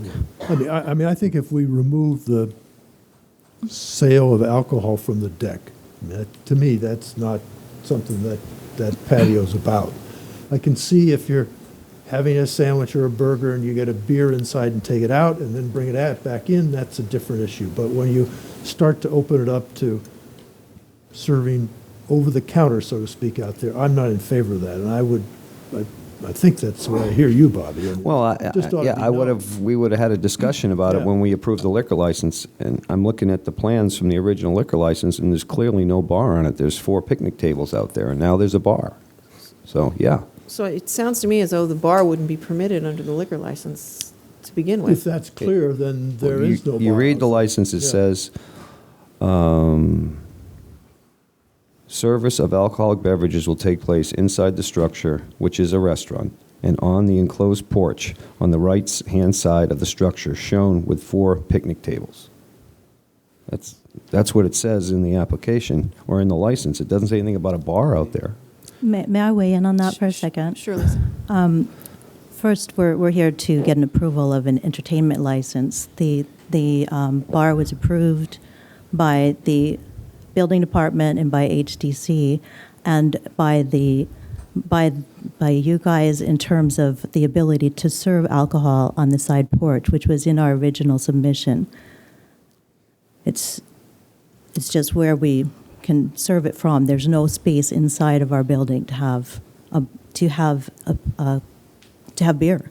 But you understand the discrepancy. If we don't have the drawn plan with a bar on the drawing, then our understanding was it would be served inside and taken out and carried outside, which Right. sounds like what the consensus was in terms of the agreement. So I understand tonight's public hearing is not about the liquor license, but I think what we're giving you sort of notification of is that we may revisit that on a subsequent agenda because there is concerns. But you're right. Let's focus on the request. It sounds to me like the window is got to be shortened a bit. I would say in the morning personally and the evening. So I would be more apt to flip them and say 10 a.m. to 8 p.m. At the most. And then also concerns about the television that Bobby raised. No exterior TVs. No exterior TVs. Can I also say something about the televisions? They are in a place where no one can see them from the road. They're under the eaves of the porch. Does it change any concerns? No. No. I don't think you need outside TVs. Okay. All right. Did I close the public hearing? Yes, I did. Thanks. One of the, just to make sure I understand, the sound would come from the yogurt shack as well, did I hear that? A radio or an iPod, which, radio or an iPod, background so- music, I don't have a problem with, and I don't have problem with background music on the deck, but to have a couple of TVs out there just doesn't, put them inside. I'm fine with TVs inside the building, but not on the exterior. But the little yogurt shack, I'm assuming the music would, I haven't been in it, can you go inside it, or is the music outside? Only the staff can So go you inside serve it, through so the the music would just window. be inside. Just inside? It'd probably be a little radio. Okay. Or an iPad, or, nowadays radios are kind of obsolete, but a compact player or an iPad or something, yeah. Okay. Well, it sounds like we've come to at least a consensus that we would not approve the use of the televisions outside, and that we would require the music to be limited to 10 a.m. to 8 p.m. Yeah, but if they want to put TVs inside, I don't have a problem with that, so I don't want to say no TVs, just not exterior Outside. TVs. Okay. So no exterior TVs. Any further discussion from the board? Do I have someone who's ready to make a motion to that effect? I'll move to that effect. You do it so eloquently. I'll second it. So we have a motion and a second. All those in favor? Aye. Aye. All right, thank you. Thank you. Okay, that ends the public hearing section of tonight's agenda. Town manager's report. Libby? Thank you, Madam Chairman. First off is recognition of Jan Davis. She has 34 years of service with Wannacomet Water in the town of Nantucket. She is retiring. Her last day is this Friday. So I wanted to publicly acknowledge that. Secondly, proposal for establishment of sewer plan work group. We discussed this about a year ago, and at the time indicated that once we had the CWMP update contract ready to go, we would revisit the idea of a work group that would work with the consultants and with the administration as we moved along with the update process. So in your packet, I believe, is a very preliminary draft kind of proposal for a committee. I'm not sure what you'd want to call it. I suggested sewer planning work group or sewer plan work group. It would be appointed by the board. The membership could be a member of the finance committee, a member of the board of selectmen, a member of the capital program committee, perhaps a member of the harbor and shellfish advisory board. And for the committees that aren't the board, FinCom, capital program, and SHAB, we would ask those groups, and I can clarify that in the document, to provide a member for the board to vote on. And then perhaps 5 citizens, maybe one from Nantucket, one from the Monomoy Shimo area, one from Hammock Pond, either another area or just 2 more citizens at large. I attached for you the wastewater action plan interested parties distribution list that we were using last summer and fall to notify people who had expressed interest in where we were going with the wastewater management plan.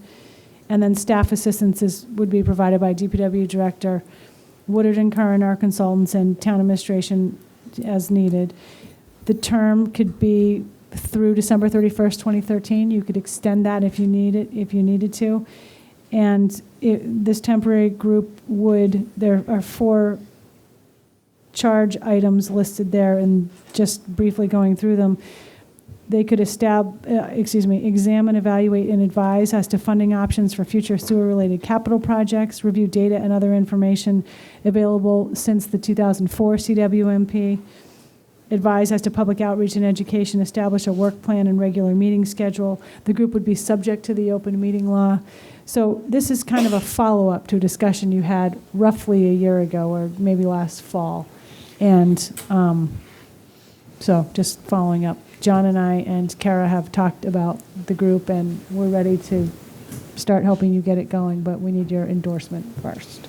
Okay. Any comments on the proposal? I think it's pretty... Looked pretty reasonable to me, Patty. Yep. So. It sounds like I don't see anybody jumping up with changes. It's a working enough document for me to feel comfortable to say, let's post the positions for the citizens to apply and to alert the other boards that are engaged here to think of a member that might be willing to serve, because as the work continues on the review of the plan, I think we need this group activated. So yeah, I'm very pleased to see it here. I think, we all went through this, a year or 2 ago, and it's been a little bit in the background, but when it pops up again, it's going to be important, and people will care a lot. So. Right. So any changes to this? If none, I think... What do you think about the name? We'll go with sewer planning one you work like. group? I mean, that's works for me. I had no problem with the one you selected, so Okay. that's fine with me. We like to let you have your way every once in a while. Yeah, I know, very often. Yeah. That means it's all her fault then, right? That's right. Exactly. It's my fault regardless. Okay, we'll get going with... Would you like a vote to endorse this? Oh, or are yeah, you that'd be okay? great. Yes, please. All right, why don't we do I'd move to endorse the proposal, and that we get underway by advertising and talk to those committees. Okay. Second. All right, discussion, all in favor? Aye. All right, excellent. Thank you very much. I do have a couple of other quick items, and they might seem a little bit minutia oriented, but I just need to get them before you. The first one is, what are you doing over there? I'm getting nervous. It's a wreck. The first one is, you adopted a policy a couple of years ago for the installation of memorial plaques, benches, and trees. And I've had an inquiry from the group that is Hammock Pond Association, which is helping to raise money for the Hammock Pond Road bike path. They're having an auction fairly soon on July 14th, a dinner auction, to help raise additional funding for things like benches, maybe some decorative things along the path, things like that. So our policy currently says that requests will only be considered for deceased individuals with established ties to Nantucket Island. They are asking if the policy could be expanded for this project to allow live individuals and pets, Deceased pets? live and otherwise. I'm sorry to bring This is heavy stuff, before you know. but Yeah. I, Comments? I assume we're thinking, or, you know, I'm sort of guessing they want to recognize those who have been very helpful in the process, or those who have pets who might be recognized in lieu of the people. Is that sort of where you think I this is think coming so, from? yes. Yeah.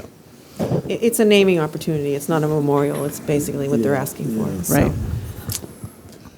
Bobby? I find it ironic that we have an anonymous donor for $500,000, but we want to put a dead pet's name on a bench for 25. Yeah, Or you know, life, excuse me. I think that we have a policy and we should stick to our policy. Bobby, I think that's well stated in a strange way. You know, at some point, we have lots of gifts, we have lots of help from people, and, you know, this isn't a commercial enterprise. We appreciate their support, and we thank them, but I'm not sure this is necessarily the way to go. We'd wind up having to define pets, which would get really funny. We'd be in real Yeah. trouble.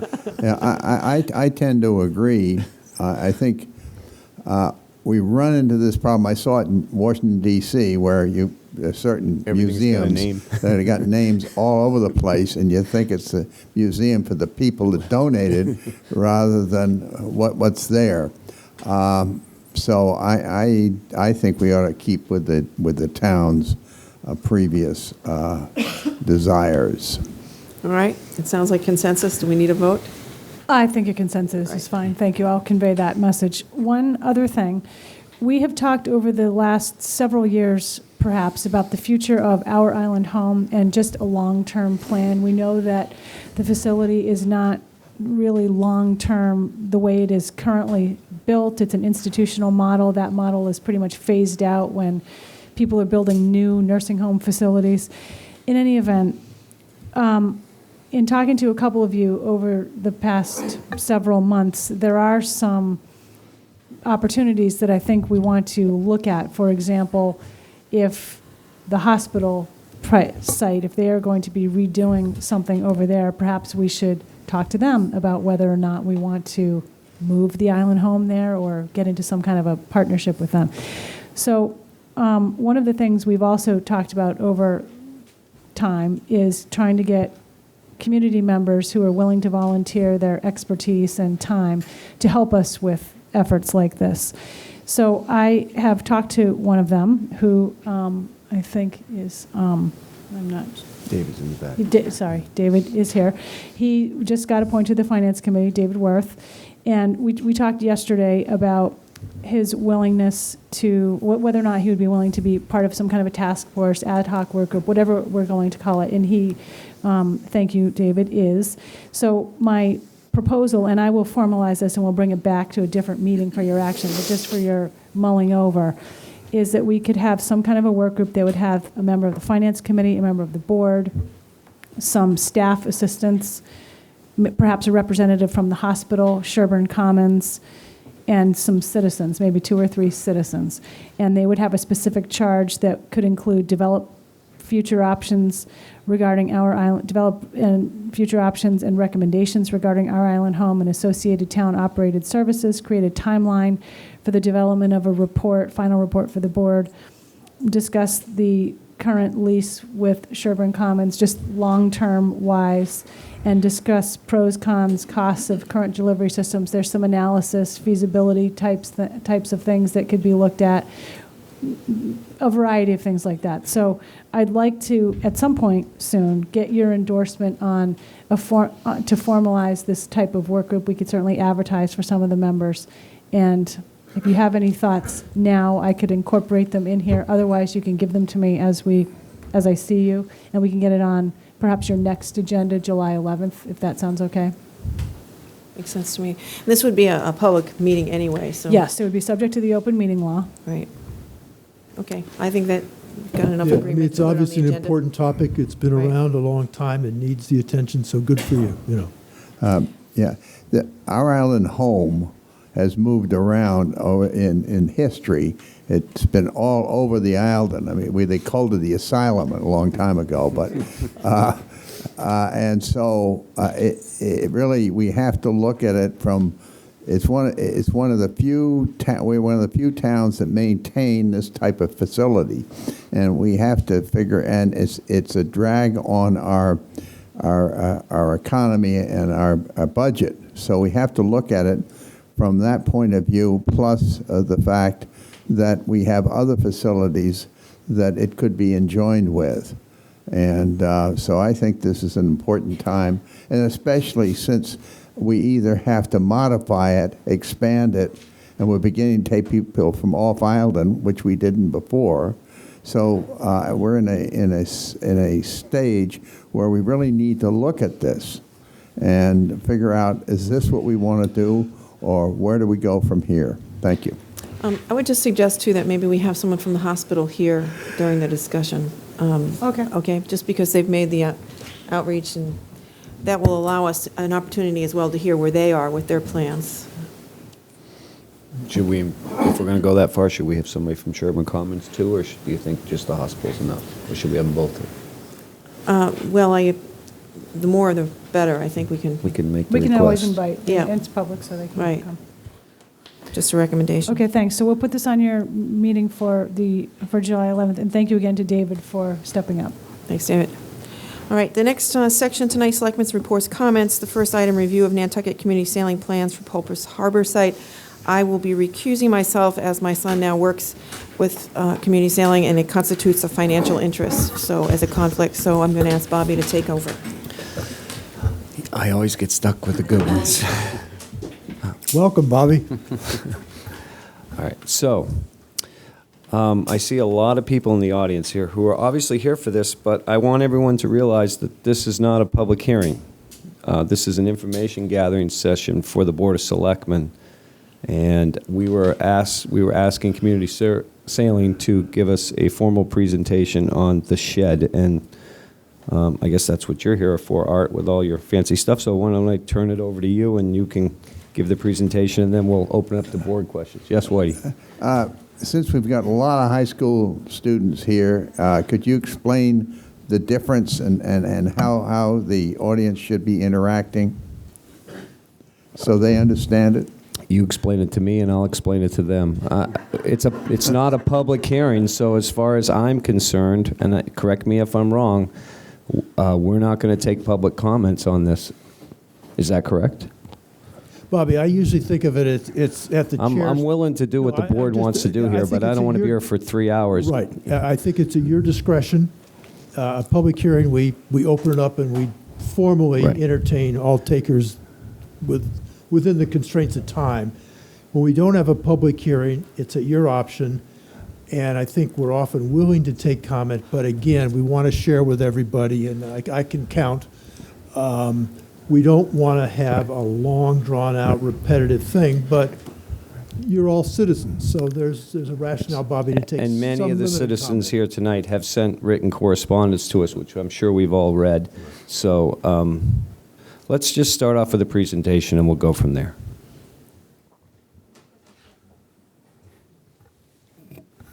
Hi, I'm Diana Brown from Nantucket Community Sailing. Thank you, first of all, for giving us the chance to talk to you about what our plans are at Pulpus Harbor. I know you've received probably more phone calls and emails than you might have liked over the recent past. But I'd really like to give you an update on what we're doing and what our plans are. I would also like to thank all the people who are here in support. Thank you. The other thing is that I really would like to extend on behalf of all of us at NCS, our appreciation to the Marine Department, the town administration, and to the Board of Selectmen for all you've done for us. Especially recently, you signed the lease for us for the land at Shadbush Road. This will allow us to have a place to store and maintain our boats. That's transformational for us, and I really want to thank you for that. So now I'll get into the main part. I think that you know who Nantucket Community Sailing is. We were established in 1994 by a middle school teacher and Alan Newhouse, who was a legendary sailor on this island. And we've had a mission ever since our early days to provide affordable access to the water for all of Nantucket's community, but especially focusing on the kids. Because back in 1994, if you weren't a member of the Nantucket Yacht Club, you pretty much didn't have access to sailing and to the waterfront. We have spent a lot of effort over the years to enhance our programs, to enhance our fleets, the quality of our instructors. We have a written curriculum, we have extensive safety and emergency protocol policies, and we have a wonderful staff. And I think for those reasons, U.S. Sailing recognized the quality of the work we do, and that's something that's very important to us. In our first year, we were small, and I'll talk about that in a few minutes. But this year, we will have about 1,100 enrollments, which represents about 700 unique children from over 400 families. A third of those kids are year-round Nantucket kids. Some of them are here tonight. We will scholarship about 80% of those year-round Nantucket children with 1 week of free sailing, 2 weeks of free sailing, or as much as we can afford to do. It will be at least $95,000 in direct scholarships, and we will provide additional funding in terms of free sailing and support for the community, like free activities for the Boys and Girls Club, Mariah Mitchell kids, the disabled kids from Adams Camp and Star. We support the high school sailing team. We provide on-the-water support with the Marine Department for the Iron Teams relay, the triathlon, Swim Across America. And we also started a new program this year working with the school system so that the teachers could get discounted access to our lessons and to our jetties rental site. So we really believe that our mission is supporting the community, whether it's the year-round people or the seasonal people or even the people who just come for a day and want to take a kayak out. We provide all of that access. Your predecessors on the Board of Selectmen in 1995 were kind enough to allow us a lease agreement or license agreement to operate out of Pulpus Harbor. Pulpus Harbor is the perfect place for little kids to learn how to sail. It's shallow, it's protected, it doesn't have the commercial traffic. At jetties, we're often, rescuing people out of the channel when the ferries are coming. We can't have 7-year-olds in that kind of situation. We have done our best to minimize our footprint over the years. We store all of our boats out on floats in the harbor, with the exception of a few boats that are stored on a chain between 2 moorings. We have 41 boats out there.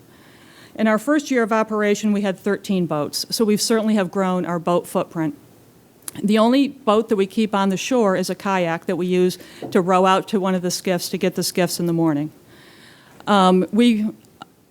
We have about 50 kids in the morning and 50 kids in the afternoon, Monday through Friday, for 10 weeks of the year. Our first year of operation, we had 20 kids in the morning and 20 kids in the afternoon. We also had, in our initial lease agreement with the town, the opportunity to run evening classes. We have not done that. We've been flat for the past few years because we recognize the harbors at capacity, the access roads at capacity, and we recognize that we can't handle more traffic or more boats there. Even with that, we have extensive wait lists for all of our programs. I also feel like we try very hard to be a good citizen. We pick up trash every single day, whether it's ours or whether it's stuff that's floating in the water or left from somebody from the night before. We also think that we've done a really good job of working with the Marine Department and Nantucket Moorings to make sure we place our floats and our moorings in the most environmentally friendly way possible. And we keep our boats if you look at our mooring chain, we've got our boats as tight together as they can possibly be. So we're trying not to use up any more space than we need to. We're very concerned about traffic. We recognize the neighbors' issues about the traffic. We have 2 instructors on duty when the cars are coming and going to help with traffic control and help direct where people can go, not letting them park in the turnaround area. And I've already said the other pieces. So I think that we're trying to be a good citizen at Pulpus Harbor. Our shed, and this is really, I think, the bulk of where, the activity has come up. When we came to you in February to renew our license agreement, we said we were going to go to HDC and Concom and wherever else we had to go for permitting for a new shed. Our current shed is rather sad and ramshackle looking, and it's embarrassing. It's on private property owned by Bayberry LLC. Our new shed, we were proposing to put about 20 feet away on town property. I just wanted to show you an example of the size.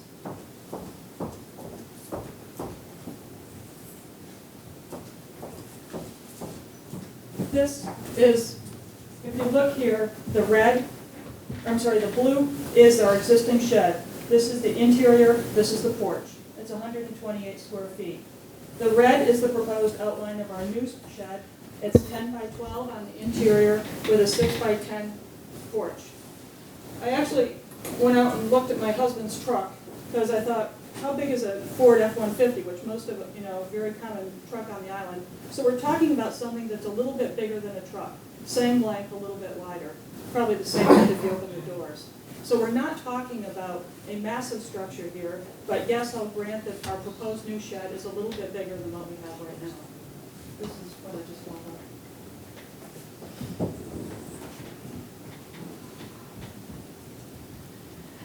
And one of the major concerns that I've heard from the neighbors is that because the ridge line of the roof is at a little over 15 feet high, that will eviscerate the view. The reason why we need a shed, well, our proposal before Concom and the HDC is to remove the existing one, which we would do by hand because of its nature right on the beach, and to build a new shed.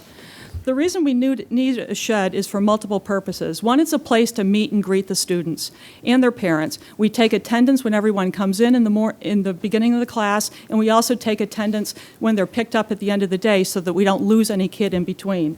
So that's a good place for meeting and greeting everyone. We do chalk talks at the beginning of a session, telling the children what we're going to teach them that day. It's also a very important place for the kids to put their stuff. When kids are coming, they've all got a backpack, they've got water bottles, they've got towels, they might have a snack, and it's a place on the porch for them to put everything so it's not scattered all over the beach and in everyone else's way. Inside the shack, you see the list of things there. In addition to we store about 55 life jackets because we have to have extras in case a zipper breaks or sizes aren't right. We also have about 20 sails for mains and jibs for the boats that are out on the water. We have rudders and tillers. We have whiteboards. We have the road sign. We have first aid kit. We have 3 toolboxes, 3 trash cans, supplies boxes, our handheld radios, a kayak paddle, extra sheets and line, broom, all of our rosters, medical forms, paperwork like that. The chief of police recommended that we order 2 easel-shaped traffic control barriers to put out in the road. Those will go in there as soon as they arrive. We've got coolers every day with water, our staff backpacks, their lunches, their towels, and as I said, and then on the porch is the student stuff. So we've got a lot of gear that we shove into that shack. And we would like to have this, rather than having just like a metal box or something, it needs to be able to breathe at night so all the life jackets can dry off. And so as part of and the other piece is that it gives our instructors a place to go. If they get heat stroke, if they need to get out of the sun for a little while, they're out there on the water all day. It gives them at least a place to go. And no one's pretending that a 10 by 12 shed is enough for everybody to hang out, but it's at least a place to get out of the sun. The reason for asking for a well in the permit is that we would like to have the ability to wash off salt and sand from the life jackets primarily. But you know what? Somebody might stick their feet under it once in a while too and wash their feet off. We're not planning to wash boats. We would not use any soap or detergents. And ComCom requested that we have a permeable, like a gravel thing under the spigot, and that we keep it secured so that everybody else isn't using it. We would need electricity to run the well pump, and we would also like to have a high-powered VHF radio in the shed so that we would have guaranteed ability to reach emergency help if we needed it. The handheld VHFs are not as strong as a base radio would be, and you know that, or you might not, but the cell phones are not so great out in Pulpus, so I think it would be much safer for us to have a high-powered radio. We considered a solar panel, which is what we have on our shed at Jetty's Beach, but we thought that the view for the neighbors of looking at a solar panel on a roof would be worse, and so we thought the electrical at least would be hidden underground and no one would see it. We are also, we worked with the Marine Department already this spring to get rid of a bunch of old boats that were derelict on the beach. That was on conservation property, town property, and private property. We will work with the town going forward in terms of maintaining the property. There are deed restrictions on the property that haven't been necessarily lived up to in terms of maintaining fencing and shrubbery and so on, and we'd be happy to be part of that effort. And we also are working to address traffic and safety issues. The first piece being we started a carpooling forum on our website for the parents to be able to connect with each other and share rides. With the speed barriers I talked about and the instructors doing traffic control. We will look at if we can figure out a way to do it that is cost effective and manageable, look at van options in the future. Our site plan, Art has a bigger one there if you need to look at it, as well as a visual. We're currently, let's see if I can do this. we're currently right there on private property, Bayberry LLC, and our proposed new location is over here, up on the raised area, next to where we put the portage on. And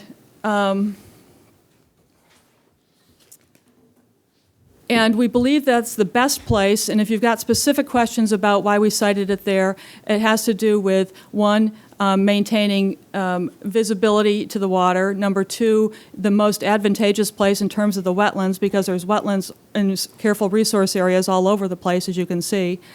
And three, staying out of the turnaround area for the boat trailers, which is this area here.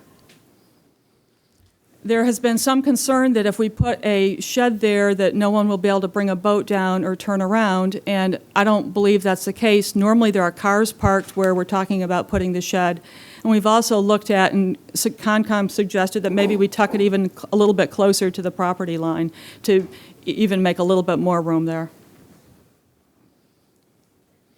We've spent a lot of time over the last several months talking with a lot of people and trying to understand their concerns, listen to them, and respond. I don't think I need to read through with you the whole list of people we've been talking to, and I didn't name everyone by name, but we've had a lot of conversations. And are willing, I think one of the ideas that one person came up with is let's form a work group going forward that includes some of these interested parties so that if people have concerns, we can work together to figure out what to do about them. And I think that's a great idea. I welcome that. We've received a lot of comments in talking to these people, and I thought rather than try to duck anything, I'd try to lay out all the negative things that we've heard as best I could and give you some of our responses to those concerns. There's a group of neighbors who have concerns about our plans at 18 Wauwinet Road, and I'll go through those, and they're basically saying maybe you should go over to the land bank property on the other side of the Bayberry property.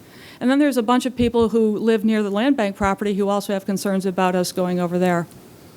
So at 18 Wauwinet Road, which is where we're proposing to go, the comments made it's an inappropriate use of town land, and I would say that as a town, as a nonprofit public charity that serves the community, we are probably a great use of town land. We're providing recreational use for the community. It's not like we're a private organization and we're open to everyone. I understand we learned after we started down this path that there were deed restrictions on the property, and we actually have looked at those and talked with the Conservation Foundation. I think that we can go ahead and put a building there and and work within the existing deed restrictions. And I think we can also work with the Conservation Foundation and the town to help uphold what those restrictions are. And the current deed restrictions expire at the end of 2012. And so I think that that's something that the Conservation Foundation and the town may want to look at in terms of adjusting them. I've given you the comment already about the shed eviscerating the view. We believe that it actually is better than the current shed. It will look better, and it's also back further from the beach, so that the only place where you'd really see it is if you're standing next to it or behind it. If you're standing out on the beach looking at the water, you wouldn't see the shed. I showed you the size of the shed in relationship to a truck. I think that we could look at, moving the shed back and try to take up as little parking space as possible. But at the end of the day, it will take up space on town land there. We don't believe the shed will block boat ramp and trailer turnaround. I know Mr. Lydon is here tonight, and he brings his trailer down frequently and can get it in and out of there without driving up on that area. And the area where we're proposing putting the shed is already it's raised, and so if you pulled your truck up on there, your trailer would probably tip down and you might drive your engine into the dirt. And then we've got the traffic and safety issues, and we heard from several of the neighbors that they already have traffic that goes to Great Point, and they have to deal with that, or traffic going to other places. I don't think the NCS traffic is necessarily the traffic that's going too fast, because our parents are stopping to drive in and drop off their kids. We are concerned about the speed of the traffic, though, which is why I think the traffic barriers might help. When we went with a traffic safety work group for a site visit, one of the ideas they had was to put the barriers out there, and also if they cleared the grass along the side of the road, it might make it a little safer for parents to pull over to drop kids off. And so those were the major concerns that we heard about our plans at Wallwinnet Road. I think we've also heard, why do you need something there year-round if you're only going to use it for 10 weeks? And we understand that. We looked at, and we've had an open dialogue with the land bank for a while now, and they have been certainly willing to listen to us in terms of considering a potential presence on land bank property. But we've heard a lot of concerns about that as well. The first is some of the neighbors don't think that's an appropriate use of land bank land, although I believe the land bank is for open space and recreation, and I believe we would be an appropriate use. My bigger concern is that for us to use safely the land bank property, it would require improving the Pulpus Harbor Road, which, as you know, is a narrow, windy road, which has significant wetlands on the side as well as a lot of trees. And while I believe there is a 20-foot right-of-way up for the road, I think if you improved it to 20 feet all along, it would really be harming that road in terms of its scenic beauty right now. The current parking area is not large enough for what our needs would be. We fill it right now. We have all of our staff, or most of our staff parks over there, and it holds about 10 cars. And so the parking area would have to be improved, and to have some kind of way for cars to go in and turn around. Some of the neighbors have been concerned that if we put a shed there, it will block their views of the harbor. People have suggested that we let the kids take the NERTA bus and then just walk down the Pulpus Harbor Road, and I think that parents might have concerns about putting a 7-year-old on NERTA by herself and then saying walk down that road, that narrow road with cars coming and going. So I don't think that's a safe option. And then right now, for cars pulling out of Pulpus Harbor Road, if somebody's coming down Wallwinnet Road, they might not be expecting a car to be coming out of there because it's kind of a blind spot. So again, we showed that to the traffic safety work group, and they thought they could put signage up as well as maybe do some trimming along the sides of Pulpus Harbor Road. Oh, that's what that was, that motion. You should just thrown something at me.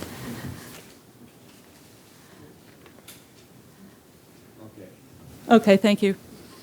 Anyway, we talked with the traffic safety work group about what could we do to make Pulpus Harbor Road safer and more usable, and they thought that they could do some trimming along the side of the road without necessarily disturbing the wetlands, and that maybe that trimming might allow for some turnoffs where cars might be able to pass. So that may help improve the access to the land bank property, and it might help just the general public and people who want to go take their boats down there. So this leaves us with basically 3 options.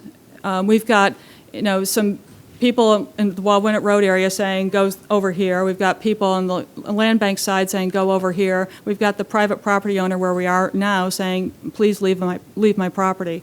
So what our preference would be is to continue to go forward with what we've asked to do, to build our new shed on the town property at 18 Wallwinnet Road. There are things that we could do to help mitigate some of the neighbors' concerns. And I don't know if you want to get into being HDC and Concom tonight, we could go through these, but we're certainly, one of the reasons why we continued our hearing at Concom last week was because we heard what people were saying and thought we need to have time to come back with a different design. And that might be something that Concom would approve and that the neighbors would accept. We also think that no matter what we do, we could look at options for how we could split our future traffic across both the land bank property and the town and the 18 Wallwinnet Road, which might help mitigate some of the traffic concerns. And it's very hard for us to do that in the middle of a season, but in looking at for the future, I think we could look at how to do that better, especially if the Pulpus Harbor Road could be improved and if the parking area over there on the land bank property could be improved. The Bayberry LLC has given us permission to be on their property now for the last 3 years, but every year they've asked us to move and to find a place, and they've been generous at letting us continue to stay while we're trying to find another option. I don't believe that they will allow us to stay there for the long term. And then I guess the last option is moving over to the land bank property. But I've already told you our concerns about accessing that property. And also, by the way, we don't have the approval of the land bank to do that. While we've had a dialogue with them, I think that we haven't formally gone to them with a plan. And we expect similar neighbor resistance, and you've already gotten, I think, a few letters about that as well. So no matter what we do, I think we really need to look at the traffic, and we really need to think about how can we improve or reduce the amount of cars that are going there. And if carpooling will be enough, that would be great. And if we can think of other options like a van, I think that would help as well. And so what I would really like to ask of the Board of Selectmen is, first of all, we've appreciated your support thus far. I've appreciated very much you supporting us going forward to HDC, whose approval we have. We're currently continued for Concom on July 11th and ZBA on July 12th. I would ask that you allow us to work the process. We're going through the normal public process that is in place, and I would ask your support for us to continue to do that. I'm certainly willing to consider your advice and suggestions for things that we might do to minimize our impact on the property and, try to minimize the impact on the neighbors. And would say that, we want to continue to be a good neighbor, and we'd like to continue to work with you with your support. And I guess the last, I'm sorry, I forgot this was here. This was the potential site on the land bank property. If we were to do something, it would be off to the side of the parking lot, most likely. We get into wetlands if we go too much further anywhere else.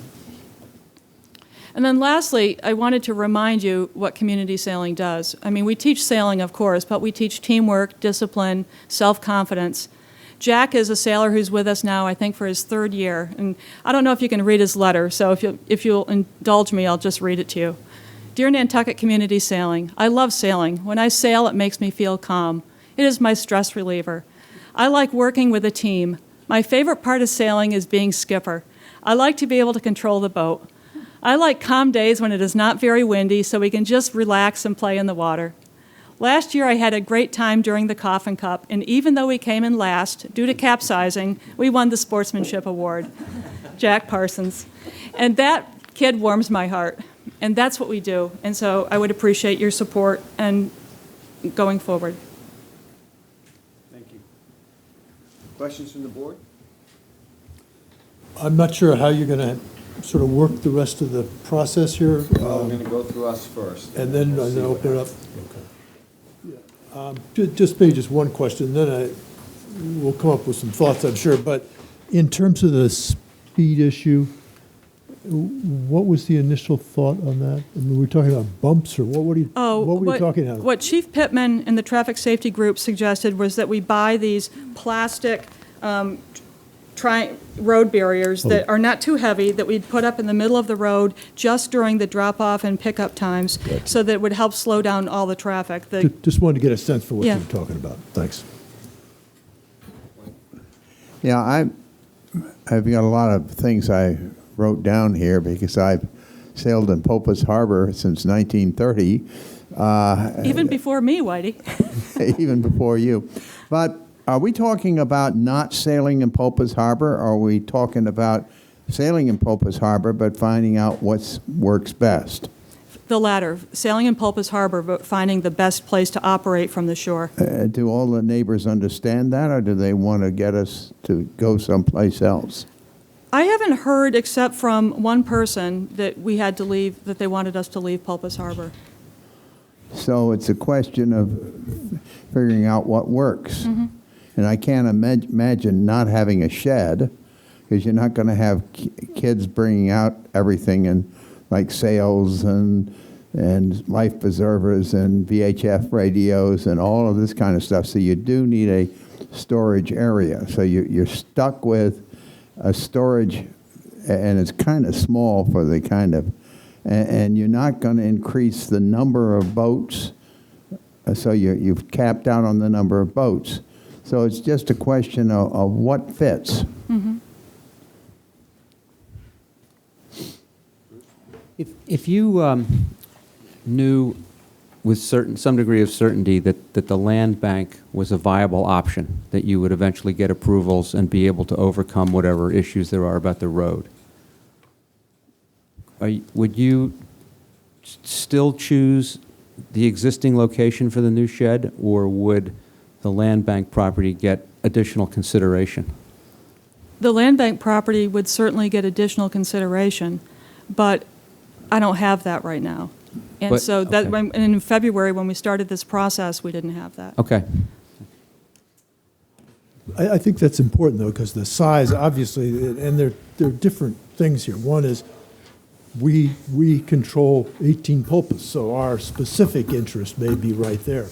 But the land bank is a community interest, and it's a much larger piece of property.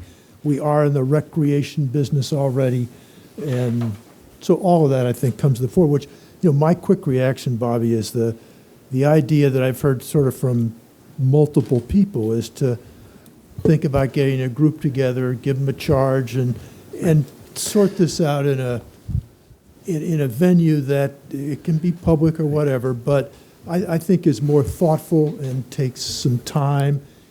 I assume we don't plan to build a shed this year anyway No. at this point, and we can set some deadlines, and so anyway, that's a thought as we go forward here. Diane, I wish that we had this presentation back in February because it would have solved a lot of these problems. When myself, at least, I don't know how the rest of the board felt, but when I approved an amendment to the lease agreement for a shed, in my mind, a shed is a movable structure. It's 10 by town bylaw, I believe it can't be more than 120 square feet. This is 180 square feet. I had never seen the other shed until today. My concern with it is that I would really like to see it to be a removable structure that can be taken out to the Shadbush property in the winter. I think not only will it make the site more attractive to the neighbors, but I think you'll find that shed sitting out there in that location during the winter months is going to be prone to vandalism at some point during the year. Might start to look like the current shed. Yeah. And my other concern is that that area is used pretty extensively in the wintertime by the scallop fleet. When the scallops are in the upper harbor, a lot of guys trailer their boats daily, and they will launch from there. It's not that hard to do. You can put a trailer in there very easily, even though there's no asphalt. You don't need asphalt to launch a boat. And so for that purpose, I would like to see it be either a modular unit, two pieces that could be moved, or small enough that it can be picked up. I watch the shed company here put them on flatbeds and take them all over the island all the time. So that's a key thing for me. As far as the water and electricity go, if you need water there, you could put a well in and have a vault that you could lock the hose up in so that you wouldn't have other people using the water and washing their boats because there's a hose there when you're not there. So there's an option for you there.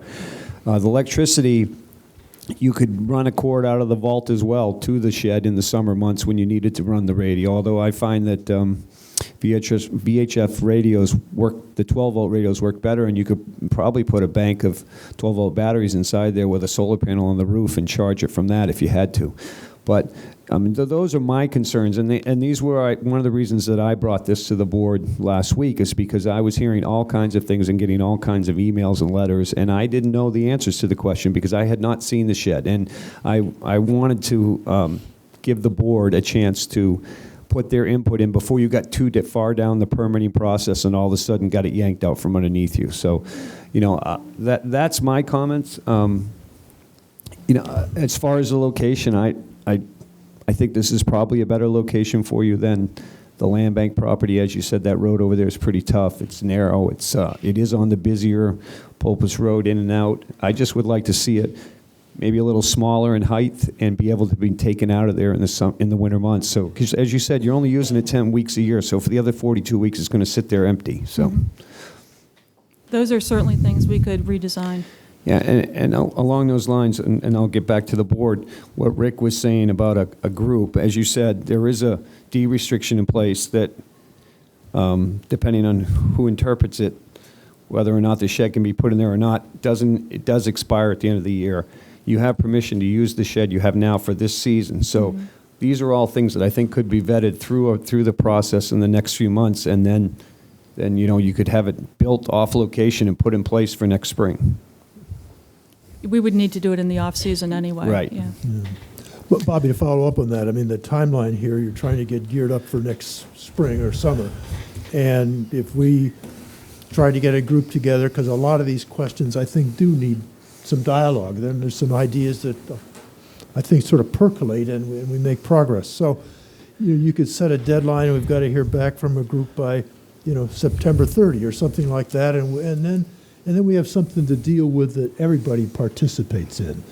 And when I say that, I think I would advise you, you may not want to hear this, but to not formally go through the Concom and ZBA process until we've finished that process. Otherwise, you're just sort of, moving ahead on a path that some people think is going faster than it needs to, and I don't think you need that kind of speed right now. So that's my take. Whitey? I don't think this is that complicated. I mean, it's just a couple of things that you need to figure out. And I don't think we have to get the whole committee. I think you sit down, talk to people, and come up with the best possible solution. Because you're going to be there. Where are you going to be there? And is it a permanent or a movable structure? And how do you get power? And I think you could, like I said, I think a vault with a well, a submersible well with a vault with a lock on it, which would be important to keep other people out of it. You could run the power inside there, and I mean, they make waterproof vaults. So that's my other concern, is that, that thing sitting there in the wintertime, even though it's up on stilts, you get a big storm and a flood, you're going to get damage to it. This way you can take it out to Shadbush Road and you don't have to worry about it. So. Yeah, you will get, you could get some pretty high tide. And then ice. you get ice and anything else. So. That's why we propose putting it up 3 feet above grade. But because if you were to make it a movable structure, you wouldn't have to put it up as high.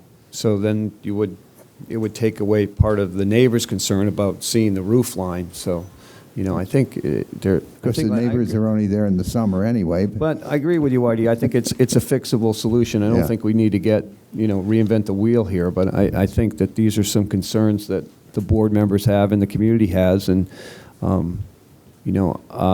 guess I should probably open this up to a few. Can I ask a question? Go ahead, Bruce. Have you investigated the possibility of putting your shed on stilts, so to speak, over where the existing boat rack is, on that side of the property, or would you run into wetlands issues? You mean out in the water on stilts? No, not in the water, but on the I guess the floodplain it would be called. On the other side of the road. On the other side of the road, so you wouldn't be taking existing parking. Oh, over where the conservation, over at NCF property, over there where Yeah, Art's pointing. Actually, one of the private landowners offered that we could do that and the plot next to them over there if we wanted to, but it's a little, we thought that might be even more egregious to the environment to put something in the wetlands and on the marsh. So we haven't seriously considered that. Yeah, I'm obviously I'm not an environmentalist or a Concom person, but your boat rack's there, and an unobtrusive Well, it's not our structure- boat rack, but yeah, somebody's. there is a boat rack there, and I came into a situation called. I went out there today and pretty extensively walked around. I just can't imagine that putting your new proposed shed where you're proposing to put it isn't going to really impact the functionality of that area. In terms of the traffic and the people drop. And so I think if you want to go in the direction of a more elaborate shed, then you should more strongly investigate the land bank option where you could, you have unlimited opportunity because they have much more land that you could expand. You could expand the parking. We could expand the parking lot and everybody would benefit. But if you're going to stay where you are, I think you probably have to have a more modest shed, not more modest than you have now, but maybe not quite what you're proposing, and see if you couldn't explore maybe creative solutions like maybe have stilts and have it be temporary, like Bobby said. If you could move it in and out, that might mitigate some of the environmental concerns. But I mean, it's a terrific situation down there. I think you might damage your own situation if you're not careful by doing what you're proposing. Just that's based on one morning's investigation. Okay, thank you. I think I'm going to open this up for. Art, go ahead. Thanks, Mr. Chairman. Just Arthur Gasparo, Blackwell Associates, civil engineer and land surveyor for community sailing. I just want to address the one question regarding the location of the existing boat rack. I acceptable location in terms of wetland permitting, as it's closer to the resource areas, when they would then say, what are your other alternatives, which would be where we're currently proposed. And one thing that I would point out to you is that the surface elevation is approximately 2 feet lower at the location of the boat rack than it is up where it is being proposed. We show a contour of 5 coming through here, it's 3 down there. So I think there would be some difficulty with that location. Well, thank you very much. Thank you. I'm going to open this up to some public comment. I see a lot of faces in the audience who I'm sure are going to speak in favor of this, so let's start with the people who are against it. I'm going to limit it to 4. And then, Bobby, the only thing I'd say, I'm not sure people are against. I think they well, want to who have continue- concerns, I should well, read, yeah. It's a good phrase, 'cause I think we all are trying to. Can I deal see a with that. show of hands of people who would like to speak who have concerns in reference to this project? And I see, oh, there we go, there's a couple.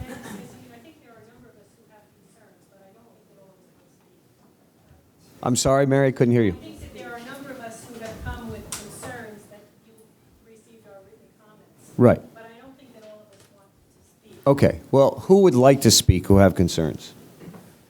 Yes, sir. I will draw the short straw. My name is Al Coke, and I've been coming to Nantucket for 50 years, and we've owned property at 12 Margaret's Way since 1976. I'm not opposed to community sailing. I think it's a wonderful program. You've got to get that straight. And if I didn't admit that, I'm not sure that I'd be able to get out of the room. Right. So That's why you got to pick your words carefully. And I'll try to do that. My first concern is the traffic. It's pretty rough down there. Even when the parents are not coming all the time. I mean, that's a narrow road. It's very curvy. There are at least 7 blind driveways between Pulpus Road and 18 Walwinet. And to get out into the traffic, if you're emerging, you have to poke your car out into it. And cars are coming along there pretty fast. And I have to say, I'm getting kind of old. And I don't react that quickly to the cars coming out. So I want there to be safety first here. And it seems to me that you need to have strong consideration given to a system of vanning, of renting a fleet of vans if that's financially feasible, or a fleet of school buses that aren't being used in the summer to pick up the kids at choke points where they can be gathered. And that would also relieve the parents of all the stress of picking up and dropping twice a day. And parents do worry about that. I mean, it's a concern for them. The other things have been discussed pretty well, I think, by everybody who's talked so far. And I'm encouraged by what I heard from both sides, from all the people talking. We want to work this out. I don't know who said it, but a crisis is an opportunity to get a better program, and I think you can do that. One thing I would say is you probably need a permanent facility someplace. You probably do. But I don't think it's on the Walwinet side. I think it has to be, if it's going to be permanent, someplace else, and I don't know where. Thank you very much. I want to thank the Board of Selectmen for giving us all the opportunity, all of us the opportunity to speak tonight. I think the important thing is that there should be no misunderstanding at all about the community that uses Pulpus Harbor. First of all, it's not just the neighborhood. There are 200 boats, and as anybody like Whitey, who was there years ago, there was no boats. In the last 25, 30 years, it has evolved into a busier harbor. So it isn't just the neighborhoods that might be concerned. I think the important thing is that we are all very, very respectful and appreciative of the community sailing and what it has done. I personally was involved with the evolving 20 years ago. We had a lot of conversations over tea and cocktails, and Alan Newhouse and several others allowed it to happen. And I think the understanding was that it was something that would be so important to the community. It has been, and I think all of us want it to continue. It's just under what form, and I think the idea of having public discussion between the two groups would have certainly helped in the past and will only help in the future. So I thank all of you for your consideration, and would like to be part of this as it moves forward. Thank you again.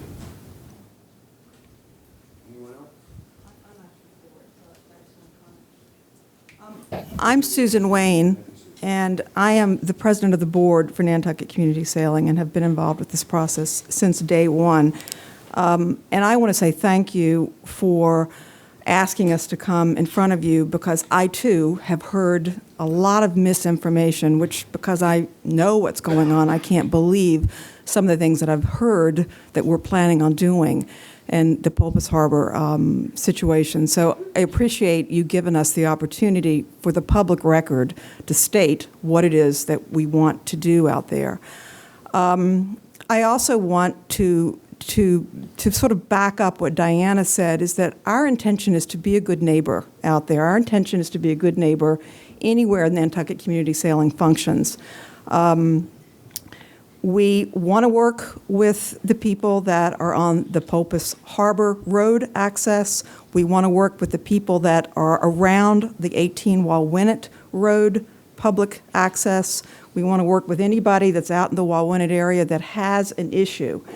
My question, though, I'm sort of going to try to narrow it in. I like the idea of a public group to discuss it, but I also think that in a way we have that through the process that the town has set up through the Concom, through the HTC, and through the ZBA. And I guess what I would like is clarification from you, because I heard Mr. Atherton say we should do this public group, we should slow it down, we should talk about it. I hear Whitey say, or Mr. Willauer, Selectman Willauer say, this is not so difficult, let's just get going with it. And I guess my thought is we have a process, HTC, Concom, and the ZBA, where we can have these conversations. For example, Diana mentioned last week we were in front of the Concom. We got new information at the Concom. We continued the meeting to next week because we want to go back to Concom with changes, some of which you touched upon tonight. There was a letter that was sent out from somebody, or actually it was a petition, I guess, signed by a group of people. They had a couple of very specific things which we can address through Concom and through the ZBA and go back to the HDC if we need to. Obviously, if we're going to change the structure of the building, we've got to go back to HDC and get that approval. So I guess my question to you as the Board of Selectmen, give us guidance as to, since we're getting conflicting information, how should we best go about this so that in the end, everybody is very comfortable and satisfied with the solution that we come up with, and we can go forward. And next year, we're talking about going sailing, not about a shack at Pulpus Harbor. Thank you. Thank you. Anyone? Well, I'll make one comment. I heard Whitey say a group. He didn't say a committee. So it's, but I think what I heard Whitey say, there are differing groups of people who ought to be consulted. Whitey, pick your own terms. And so I'm not sure exactly what the process has to be. My own reaction, just to be direct in terms of the committee process, each one of those has sort of a limited, specific charge. And part of the problem is you can meet their specific requirements without sort of considering all the multitude of issues. And my own sense is both sides are better off to deal with those before you get into the specific committees. And I think there's time to do that. There are going to be changes in spite of that. But if you just keep on going with the application you have and make a change each 2 weeks, then the folks who are concerned about those changes are going to be sort of listening closely. They have to being involved in a much more formal process. I think a little give and take informally is very helpful before you get there. So I'm just giving you my take. Okay. I do want to leave you here with some guidance. So, go ahead, Whitey. Yeah, one thing I sort of scratched my head about was the traffic safety aspects. In other words, I understand the waterfront, but we do have a traffic safety group. Have you talked to them about what they recommend?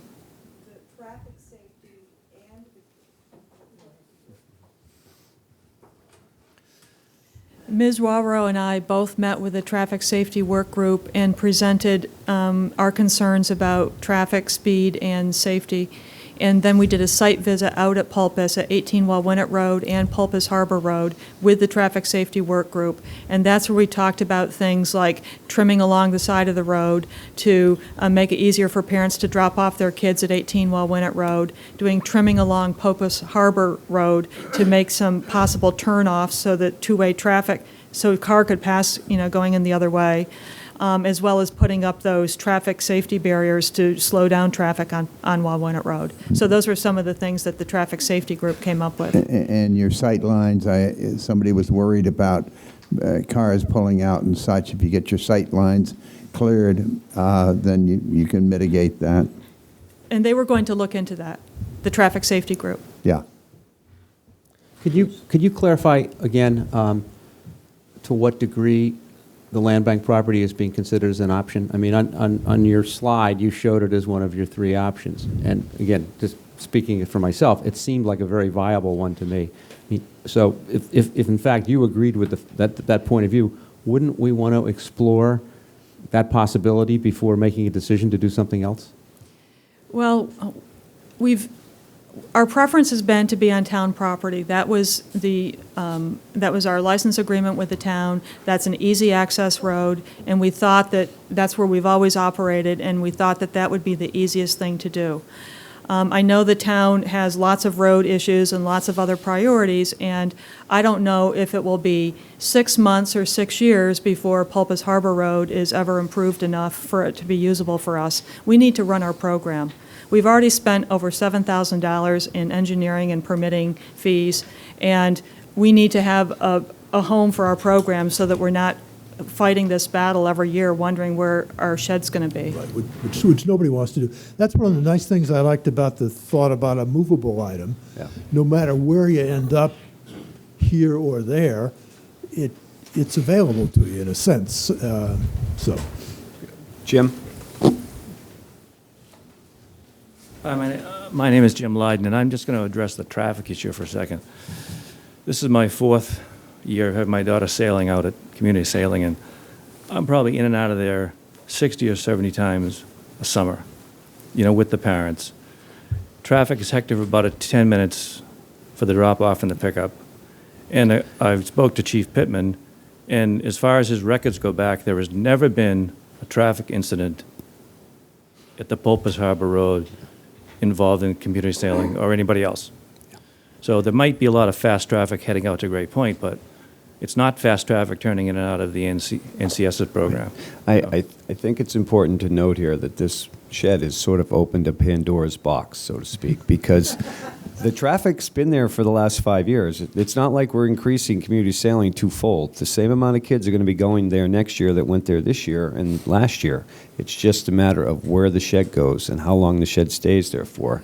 I see one more hand in the back, and then I'm going to make a motion. Hi, I'm Nancy Moylan, and I live up the street from the harbor. And there is a problem with traffic. We just have to deal with it, just like at the Stop and Shop. It's not going to change. There's no more space. It works. Right. Well, it doesn't really work, but we make it work. Right. But there's 2 issues. There's a number of issues that concern me, but 2 of them, the main one is when there's a lot of cars on that road and you're going down with your truck and your trailer, it's perfect if you can get in and get out, but sometimes there's a car parked a little bit weird, so you have to go up in that little area and almost go right where they want to put the shed. You have to almost bump up against a truck that might be parked there, because you need the wiggle room. And you especially need the wiggle room because that whole area is changing. And where you used to be able to pull in, it's eroded. I mean, you can still do it, but you really need as much space as possible. The other thing that I think is that I think the community sailing does a great job, and I think they should stay in Pulpus Harbor. I think that that's the best place. It's just perfect for them. And there's enough room for everybody. It's crowded, but it works. But I do think that if they're maxed out at 50 people, then that means that they presently have in that shed all the equipment they need. So why are we going for a larger shed? I think that some modification where there's a shed or something that can be moved, if there's a storm or if it turns out that it doesn't work, I think that might be the answer, but I don't think that we need anything or that they need anything larger, because I think the space will not allow community sailing to push it to 70 to 90 to 100. It would be great if they could, because more people could learn how to sail, but that's just not going to happen. So I'd like to see a removable, I don't know if it's a shed, something, but I don't think it needs to be any larger, because right now they're maxed out, so if they can fit it in with the present shed, then no need to go larger. Right. Thanks. Thank you. Go ahead, Whitey.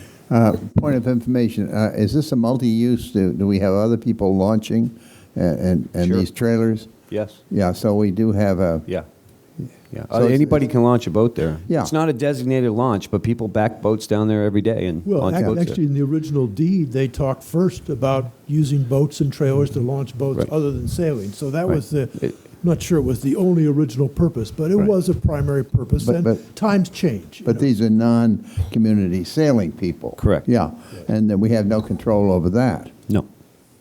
I'm going to make a motion, and my motion is going to be the following, that if the community sailing shed is to be placed on 18 Walnut Road, that town bylaws define a shed as 120 square feet of space, the shed be limited to 120 square feet of space, and that it be a removable shed that can be taken out of there when the community sailing is not using the facility. So whenever their season ends, it would be taken and stored at Shadbush Road. And that the height of the shed be as minimal as possible to mitigate any view blockage from the So we neighbors. don't have to take any telephone lines down on the trip. Telephone lines or, the fact that a movable shed needs very little approval through the permitting process in the town. I don't even know if you need, Jim, you can probably help me out here. Do they even need to go to get a permit for a shed? You don't have to go to HDC. Right, so there's one step out of the way. And We just they put saved you them, you put them on $30,000 or 4x4s. $7,000. You put them on 4x4s or 6x6s, and they pick it up with a forklift and set it on a flatbed, and they take it away. And then wherever you end up 5 years from now, your shed can go with you. So that's my motion. Do I have a second? Bobby, I'll second it, and then we can have some little dialogue. Okay. Yeah, I'm worried about that. I mean, you're probably imposing extra expense on the community sailing to have the type of shed that you can move back and forth. So, I mean, what do they think about that? Yeah. Let me get the board comments first, and then I'll go to them. Anybody else? No, Okay. my comment was going to be at... Well, we'd like What to do hear you from think? you as to what you think about that. Well, our current shed footprint, including the porch, is 128 square feet. Yeah. And you're talking about the interior building No, I'm being- not talking about the porch. I'm talking about the shed itself, the being footprint. 120 square feet. Yeah. I think that would be acceptable to us. I think we could look at doing a less steep roof line than what we currently have right now. I get confused if it's 7x9 or whatever it is, but we could make it less steep to make the height less. To your point earlier, if it was a movable shed and not a permanent shed, it might not have to be 3 feet off the ground, so that would automatically make it lower. Right. Moving it twice a year, we currently move 2 of our jetty sheds every year in the fall and the spring. It does cost us money, so I'm sure we'll find generous financial support to help us move the sheds, but we will have Shadbush Road to put it, because right now I would say we don't have a place to put Right. it. But now we will have a place to put it. So I think that we could live with all of those things. Great.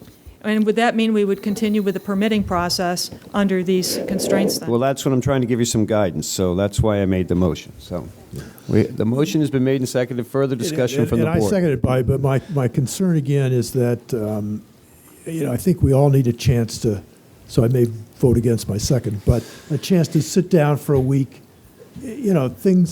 People are going to go home and say, gee, what about this? I didn't think about that with a motion. The idea's on the table. I think you sense a certain amount of acceptance by lots of the parties, but to make it that firm tonight, I'm not sure is necessary. That's just my take, okay?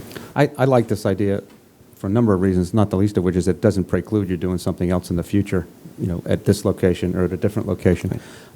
With regard to whether we have to decide tonight, I wouldn't want to go more than one more meeting. And if you have a time, if you have a deadline you're up against and that's a problem, then I would be willing to vote tonight, but I wouldn't mind waiting 2 weeks. I believe you have to go back to the Concom this week, July 11th, so it's the same day as our next meeting, so Right, but the Concom, Bobby, because we're not going to build this thing or do it till next year, so whether they have this meeting or the one afterwards, I can't imagine it's a big deal, but maybe it is. All right, well, the motion's on the floor. It's been Question, seconded. Go ahead, Whitey. are we talking about this year's problem or next year's problem? It's next year's problem. Next year's problem. Yeah. So you're They're already all right set for for this this year. year. Yes. Yeah. So we got lead time here. All right, any other discussion on the motion? Seeing none, I ask for a vote. All those in favor? And I vote aye. All those opposed? Aye. I vote aye. You vote aye against? No, I vote in favor. All right, He's let's do this he's again. supporting the motion, Bobby. All those in favor? Aye. I was thinking. Okay, Erica, 3-1. Thank you. Okay, so now you have some guidance. So, and hopefully that alleviates, and I'm sure it's not going to alleviate everybody's problem, but for those of you who are still not happy, I'm sure that these people will be more than happy to sit down and talk to you. So, thank you very much. What, you're not all staying for the county commissioners meeting, kids? Come on, You know how this is disappointed I am? government at work. I'm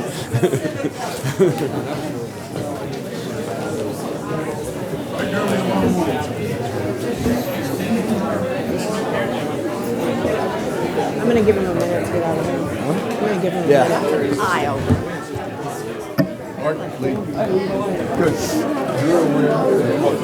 You can't.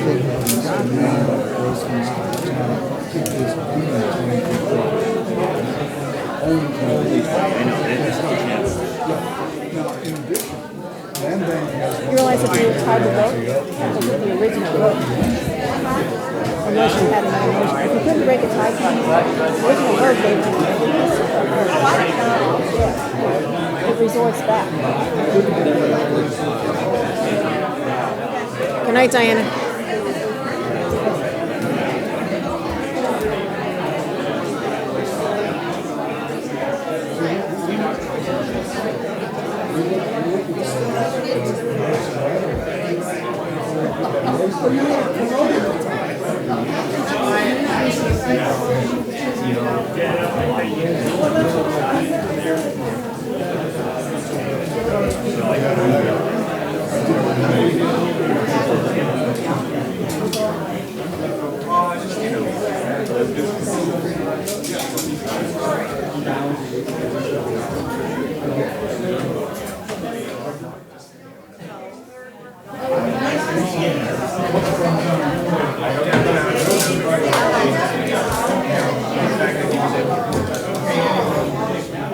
Sorry, we were elastic, so when I took mine off, it all started just going. And I didn't know that more items. I thought you were at, your item was over, but it has a mind of its own. Sorry. I was too. I was stuck, but I didn't want to move. And then if you move it,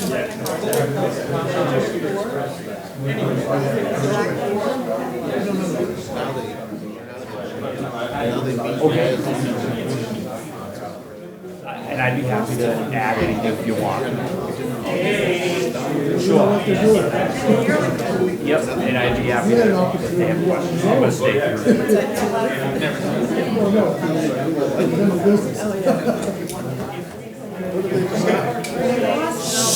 We've lost two of our members, but I would like to maybe give them a minute. I don't know if we should begin the conversation on the goals. Yeah. Here they come. Yeah.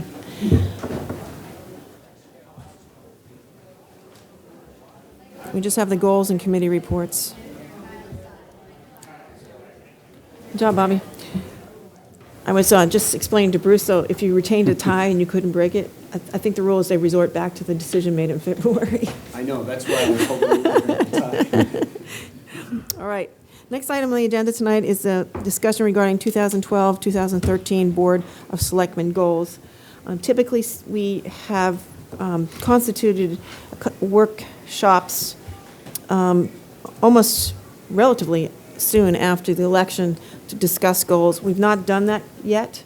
And one of the things I'd like to sort of ascertain from the group is whether or not you would rather see that sooner or later. My personal preference at this point, now that we're in the season, would be to wait to September to have the conversation and schedule a workshop to take a look at the goals and to make our decisions with respect to priorities. But I wanted to make sure that you had input on that, since, again, it's not the typical course of things.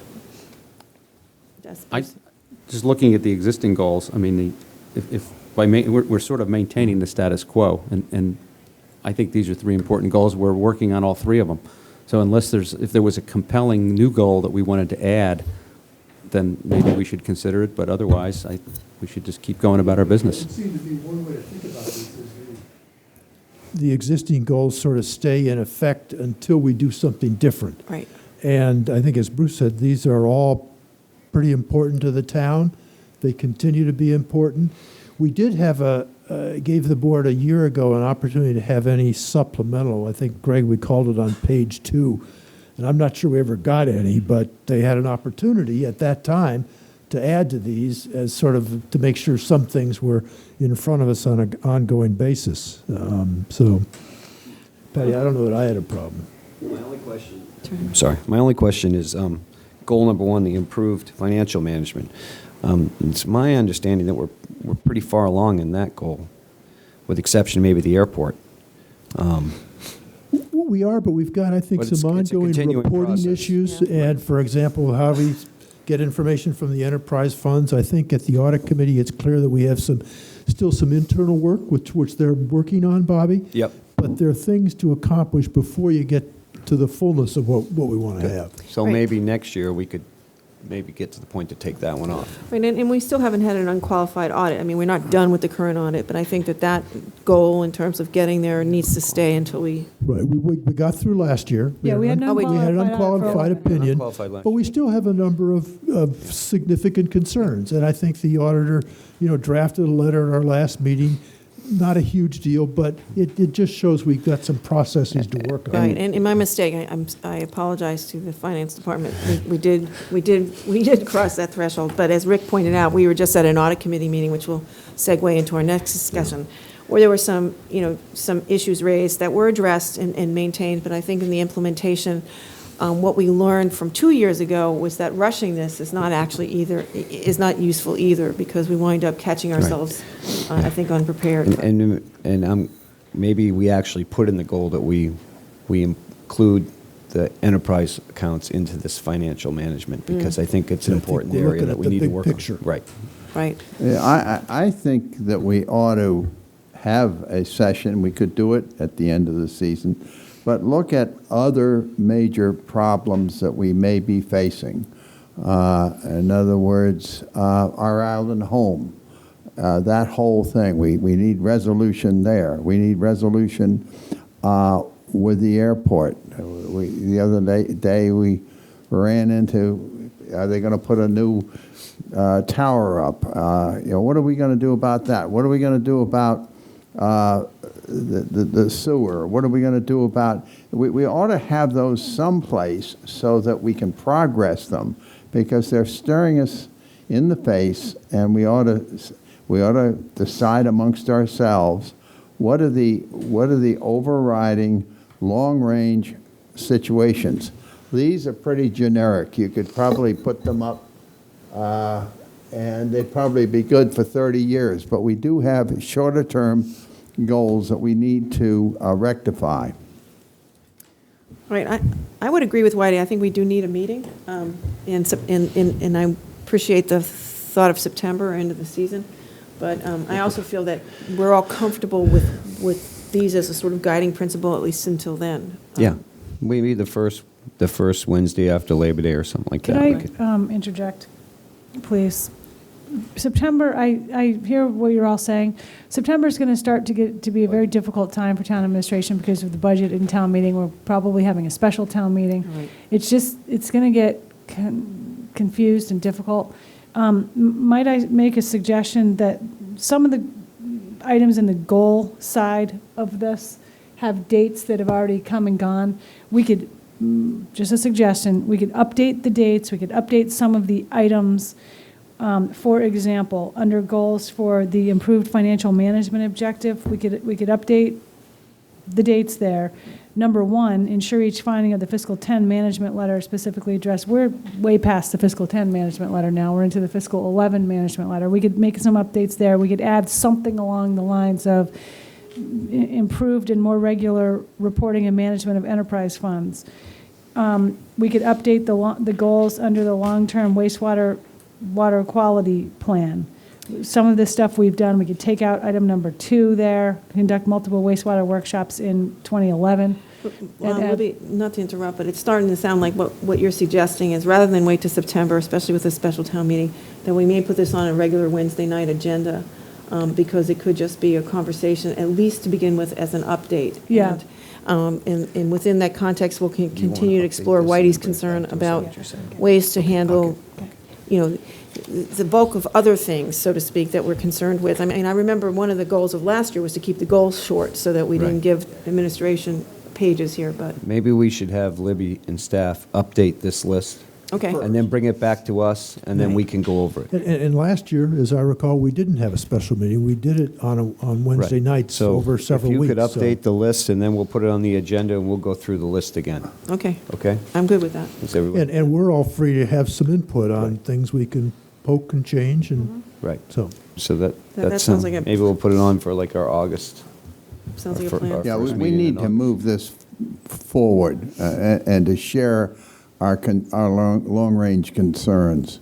Well, do you want to do it, I was thinking July 11th, but if you want to do August 8th, that's fine too. That gives you, maybe oh, sorry, that's somebody's birthday, I think. You're excused.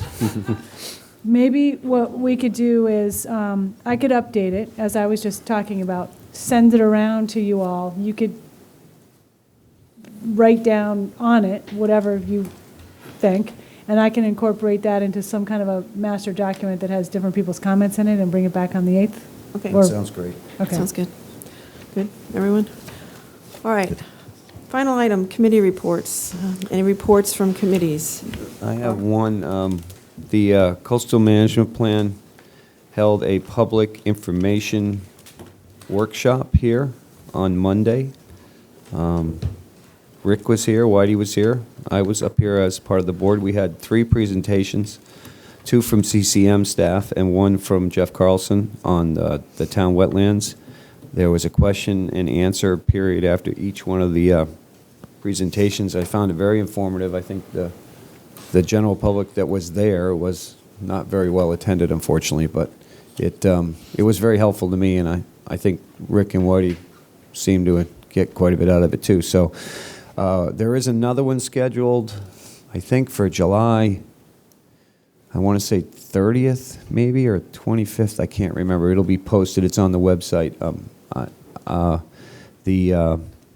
The presentations are going to be put up on the website, or at least I think that was Sarah's plan. She said she was going to copy them and try to get them on the town I think website. Dave said they're already up. They're already up. So, if anybody wants to view them, they can go to the town website, go to the Coastal Management Plan, and take a look at them. Yeah, Bobby, I just followed the CZM folks. I don't know how you felt, Whitey, but I thought they were very good. I mean, precise, logical, well-spoken, and, right on target, so. Well, wasn't anything I hadn't heard 10 times over, but then again, I've been involved in this. I'm very disappointed that the public wasn't there to participate, but I see that's a tendency in practically everything we do around here. We advertise it, and unless you're talking about euthanizing dogs, you don't get a big crowd out. I mean, that's the nature He of the said beast. it, I didn't. Yeah. We've had 2 hearings on dogs. Is Jason here? We've banned from the island. That used to be the old joke. That's how you get everybody to come to. But they only quote 4 words out of your whole statement, so that's where you're in trouble, Whitey. Whitey's in favor of. That's how John McLaughlin got fired from being dog catcher. All right, I better take control here. Any other committee meeting? Just that I wanted to mention, we have, I think, reestablished the dialogue with National Grid, and where it's going to lead, I'm not sure, but we're talking again, so. No, nice. Rick? Patty, I will do the audit committee. Do you want Right. to do it? No, Yeah. go. Yep. We met Tuesday morning. I think the main subject of discussion was some of our grants and how we charge our cost to the grants. It gets extremely detailed, and we need some catch-up to make sure we have the right presentations, and also to make sure that the departments, these are sort of internal things, but they add up in terms of importance to our statements. So to make sure over time the departments get sort of more responsible or accepting or more involved in things as nitty-gritty as coding their expenses to make sure they're in the right accounts and all the things that go with that to verify the accuracy of what we're looking at. So, Okay, Whitey? Yeah, I don't know if Libby should speak about this or I should speak about it. You start. Okay. We attended an airport meeting, as Arthur was there too, about the tower. Yesterday, the FAA came down with a full contingent of 17 advisors, and each one had their own expertise.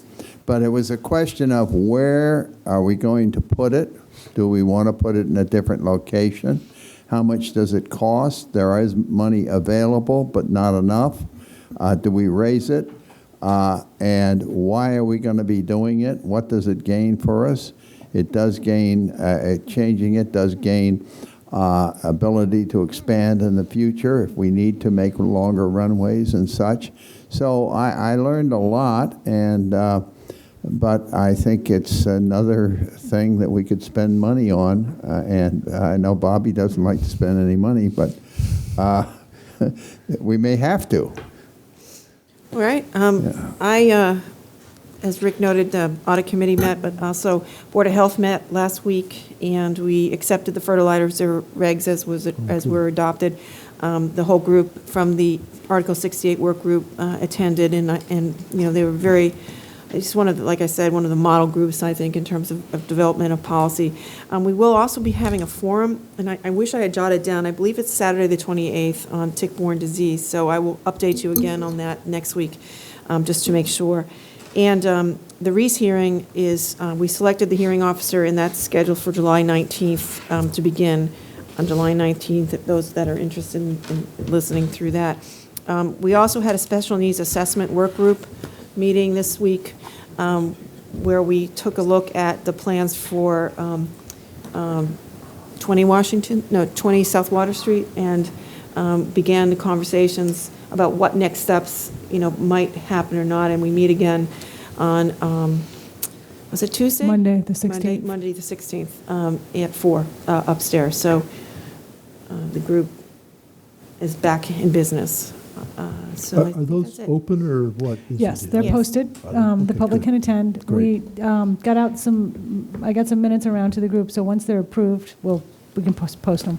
I also attended the airport meeting last night, Tuesday night, I'm sorry, it is last night, and heard about the tower, so roundabout way, but they also were speaking about where they are with the finances, and again, there was a review at the audit committee meeting as well. The good news is there's been no more discoveries of skeletons in the closet, so I think people are settling into a feeling that what we've seen is really it, and the new manager was in attendance. The new business manager, Steve McCluskey, was there, and there was a lot of confidence, I think, on the group, within the group in terms of going forward, so that was healthy to see. Good. All right, do I have a motion to adjourn? Motion to adjourn. Second. All in favor? Aye. Great, thank you. So we really have to move through the next meeting quickly. Are we going to have the county? Oh, county. Andrew, are you ready? All right, I'd like to open the meeting for the county commissioners. Are there any announcements? Is there any public comment? I don't believe it, Arthur. I know you don't. And I know that Arthur Gasparo, citizen, I have wanted to address the county commissioners and the public comment just very briefly. I noticed on your agendas that there's been recent executive session discussions concerning the lots off of Industrial Road. And I would just like to put one idea forth for your consideration, which is a use would be for an impound lot for the towed vehicles. And I don't know how that might fit in. I'm not asking for any feedback, but I've brought it up over several years. It's with traffic safety. I think it's a concern for the town is trying to find just a place where you can put a small fenced area so that you actually could tow vehicles. There's a lot of abandoned vehicles around the island that currently aren't being addressed because of the lack of a place to store them in accordance with regulations. I've talked to the chief, and he has suggested that I talk with the deputy chief, who has done a lot of work and research regarding that matter. So I just put it forth. I don't know how it'll fit into your plans, but if it does, for consideration. Okay, thank you. Any new business? The minutes, without objection, the minutes for 23 May will be approved. And without objection, the payroll and treasury warrant for June will be approved. And we'll move to a series of public hearings. The first three are items that were continued from prior meetings, and so we will open or reopen, as the phrase might be, a public hearing to consider discontinuance and abandonment of a 1958 layout for a portion of Tristram Avenue known as West Tristram Avenue. Would anybody wish to comment on the matter from the public? Hearing none, why don't we close the public hearing? And any questions from the board? Mr. Willauer, did I see your hand? Yeah, I'm just sort of looking at that. West Tristram's begins. In the swamp. Yeah, that's right. You're our sort of local eyes on this, Whitey, so. Yeah. Well, there is no road there, of course. So these are sort of disbanding paper roads, so I don't think we'll object to disbanding even in a, I think what we're looking for is a motion to discontinue and abandon as called for in the agenda item. How's Second. that? Made by Bobby, seconded by Patty. Any further discussion? All in favor, say aye. Aye. Andrew, that did it? Did it. Thank you. The next time we will open and Just for Whitey's benefit, that's on the side of North Swift Rock. Yeah. So the other section of it is still intact. The swamp is probably in the wrong place, but anyway. True. That's the 1958 plans. It's moved. It got up and moved. So we're reopening a public there's a hearing house to there. consider You the have to layout close and the other one? acceptance of new road to be known as Duck Pond Lane and a license to use a portion of Washington Street adjacent to 121 Washington Street. This is continued from 28 March and 23 May, and we are interested in any public comment on the matter. Hearing none. I won't act too quickly, Mr. Glidden. Mr. Richard Glidden, I represent Kenneth Egwire family, who's... We assume he's on board 100%, right? He thinks Mr. Voss is the most wonderful planner in America. I appreciate your comment. We'll enter that in the public record. Is there any further comments for the board tonight? Hearing none, we'll close the public hearing. And is there a motion to lay out and accept Duck Pond Lane? So moved. So moves by Patty, seconded by Bobby. All in favor, say aye. I was doing it on purpose. We also want to approve a form of license, which was distributed to all of us this afternoon, to grant use of a small portion of property near Duck Pond Lane, It's the area outlined in yellow. the area in yellow. And there is a hedge and a driveway apron that's partly in that. It's a license, so if we ever do need the full width of the road, which is over 50 feet at this location, the license can get canceled and things will get moved.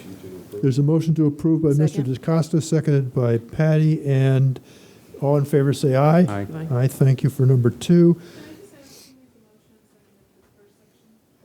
I did. Patty made the motion, I seconded.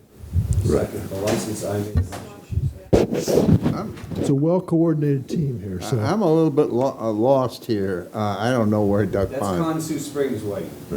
That's the duck pond. It's sort of Washington Street extension, That's the out railroad beyond tracks. Sales. Those are the railroad tracks, Right. yeah. And that's the pond. See the pond in the left-hand corner? Yeah, here's the, And these houses really got underway, and they sort of wandered a little bit, and we're correcting some wanderings, in effect. That's where the, That's Sales's house right across the street. Charlie. oh, right here. that's That's Oh, the that's last house. that's Charlie's house. Yep. Isn't Charlie- No, it's Billy's. No, that's Charlie's. Billy's is behind next it. door. Here. Billy's back there. It's where the pavement ends, too. The pavement ends right here, and then it turns into a path. Then they, Where's North? straight up. Straight up. All right, are we ready for the next item? Yep. We'll open a public hearing to consider the alteration of a 1955 taking and layout of Lower Pleasant Street by releasing a portion of parcel 1 from said layout. And we're looking here for a motion to continue the item to July 25. So moved by Mr. DeCosta. Second. Seconded by Ms. Rogovan. And all in favor say aye. Aye. Aye, thank you very much. Now we'd move to other official business. And we'll recall that at the board meeting, we noted the $80,000 to be made available to the county commissioners. The county commissioners need to, a motion to accept that $80,000. Move to accept. It's been moved by Mr. Miller, seconded by Mr. Willauer. All in favor say aye. Aye. Aye, thank you, Whitey. And the next item is the planning office, a request for an action on an order of taking by eminent domain for Hummock Pond Road bicycle path for a permanent easement for construction and use of the bicycle path as shown as E1 on a plan entitled Easement Located in Nantucket, Massachusetts, dated December 13, 2011. And here we're continuing the process to make sure we have all our ducks in order for the Hummock Pond Road bike path. And we're looking for a motion to approve the order of takings So for moved. these items. So moved by Patty, seconded by Second. Bruce. All in favor say aye. Aye. Thank you all. We have one more item, and again, this is related to the same issue, Bartlett Farm. We have a request for acceptance of a temporary, non-exclusive wetlands replication easement in connection with the construction of the Hummock Pond Road bike path. And a tape change. Well, she's very quick. Yeah, it's very lengthy, so probably an hour. Yeah, it is. Mm-hmm. The license plate fund. All right, and we're interested in a motion from the board for the acceptance of these this temporary non-exclusive wetlands replication easement. Moved by Me. Patty, seconded by Bruce, just as the last one. All in favor say aye. Aye. Great, thank you all very much. The county manager, Libby. Okay, months ago, I was asked to develop kind of an update or a review of the license plate fund. I finally was able to put it together. Yeah, just keep going. Okay, so just quick legislative history. This fund itself was established in 1996 for the Cape and Islands. The enabling statute is shown there. The proceeds are collected by the Registry of Motor Vehicles, and they're transferred to 3 counties, us, Dukes, and Barnstable. And that amount is proportionate to the number of vehicles registered in each county. And there are some state administrative costs which are deducted from I believe they're quarterly turnover. The proceeds are to be used for, quote, tourism and economic development, and every now and then the state audits the fund. To my knowledge, they've audited it once, the entire fund, and that was in 2002. this is just a quick overview of fund revenue. I just went back to 2009. I can keep going back a little bit more if people want it, but this was meant to be sort of recent history. So it's shown there. In fiscal 12, you'll see it's a much, well, in 11, it's a little bit of a lower number than in the prior years. It's all based on the vehicle registrations.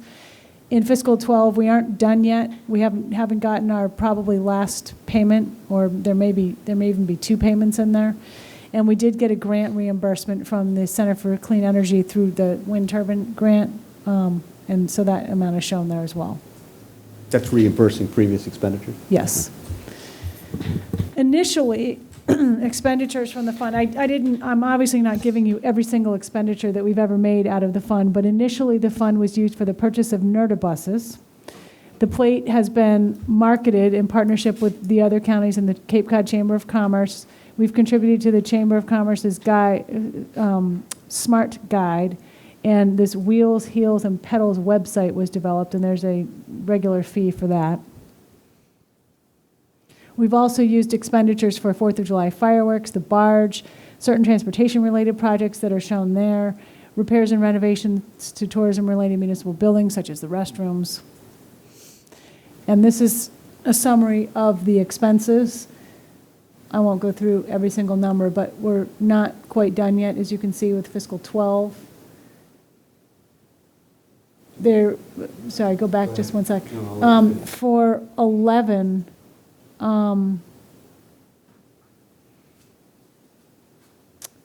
I forget what I was going to say about 11. Maybe I was going to 12. It's a bit of a higher number. Well, 11, there's a higher number too, 259. And that'll be explained in a subsequent slide. I think I have some detail on expenditures, so it's a higher number than in other years. Okay, next. So here's the expenditure summary. And again, this is not every single expenditure identified, but more the categories of expenses.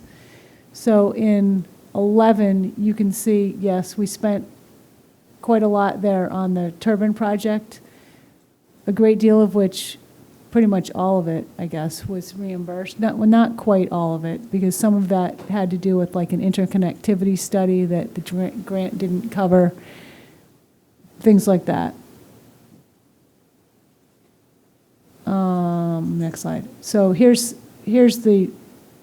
is just more detail for each year. So here's fiscal 09 for expenses.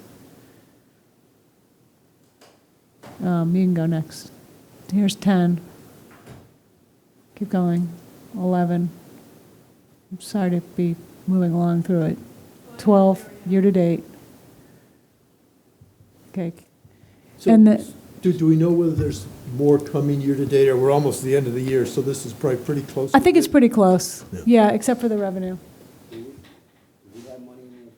we have money in the fund right now? Yes. I'd like to make a suggestion that we use some of this money for the 4th of July beach cleanup.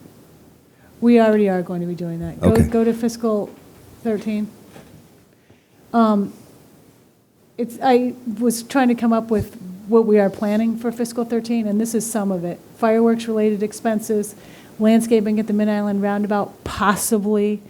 We've been going around and around about replacing the flagpole at the Rotary and the flagpole in Sconset. Kara just had a good idea today. Could the flagpole in Sconset could we use CPC funds for that?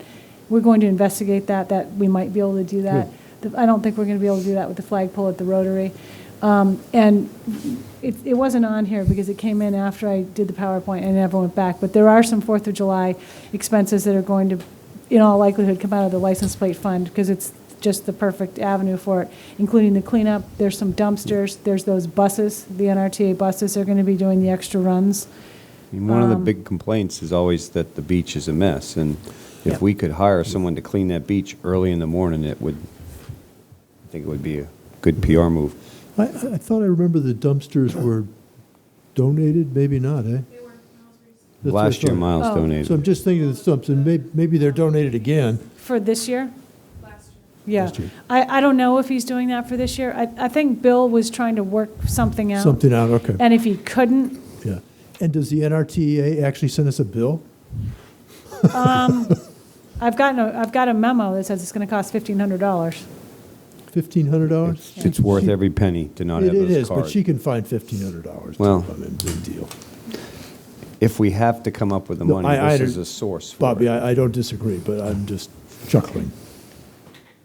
Oh, I guess that's it. Is that it? That- Questions, any board members?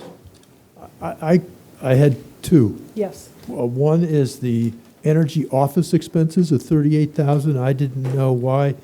I don't recall what that was for. In other words, the salaries were obviously paid for out of the grant. So are Yeah. these other things the energy office was spending money on? Yeah, I have to go, I have all of the expenses, and we could go through it and pick them out. But for example, some of them may have been not entirely classified properly either. But for example, $12,000 was the interconnectivity study, and that might have gone under energy Energy office. office as opposed to the wind turbine? Yeah. Instead of calling it town administration, I think finance just coded it energy office because we had an energy office, but it really should be administration for those type of expenditures. And I have to add it up so we know what we did do in terms of the wind turbine. And if you include all three of those items, we sent out 389 and took in 157 for the town picking up from the wind turbine exercise, $232,000 roughly. Now, I'm not saying that's it, but that just from these numbers. Including the wind turbine and other energy-related stuff seems to be quite a liberal interpretation of tourism-related expenditures. Is that Tourism and economic development. economic Tourism development? and economic development. But I think there was a time when we thought the grant was going to cover most of the expenses. I'm just observing that didn't quite work out that way. Or maybe it wasn't intended to cover most of Go them. ahead. But anyway. Any other questions? But there was a discussion about Greg was the wind gonna- turbine expenditures. Oh, yes, yeah. Okay. We knew they were going to be charged there, Bruce. Okay, it was That's almost a all. loan in some respects because we knew we'd get reimbursed for a good part of it, right? Greg has Yeah, more okay. on that. Yeah, I don't know what's not reimbursed. I mean, there were some overruns for changing the turbine location, which are not covered in the grant because we couldn't double dip. And there was also the forums that were done for the Board of Selectmen where you did bring over some consultants. It's not a lot of money, but was there a lot of overrun? Is that what we're I looking don't at? know if there was overrun. I'm just looking at the I'm numbers and sorry. subtracting one number from another. I misunderstood. That's all I'm doing. Is it Sorry the about that. 151 That was the that reimbursement. you're subtracting? Well, here it 'Cause showed expenses, and then it showed reimbursement from CEC. CEC, yeah. Well, did we get two reimbursements though, didn't we? We Maybe it's did. not in there One yet, last Bobby. March, yeah. Maybe March it's of, not in there yet. Could be. I don't know. I'm just. Because I know we got a second one. We got one initially, and then we we got a did. second one, right? We got one in FY11 and one in FY12. Yeah. Because the way it looks now, I think we look like we're 200,000 something. Yeah, so if we're not, let's Oh, no. get it corrected and see what it is. And then the fund That's all. balance will be They substantially may, higher. I need to talk to Bob about that because the 151, there was He something shows weird one- about. He shows one in 2012, but he doesn't show one in 2011. Yeah, So we- maybe that's the one that's. We were Okay. reimbursed earlier, Yeah. yeah. In 2 phases. Okay. Yeah, I Any noticed other that too. questions? Any other items for the commissioners? Is there a motion to adjourn? Motion to adjourn? Second, all in favor, say aye. Thank you Aye. very much. Good. I think it.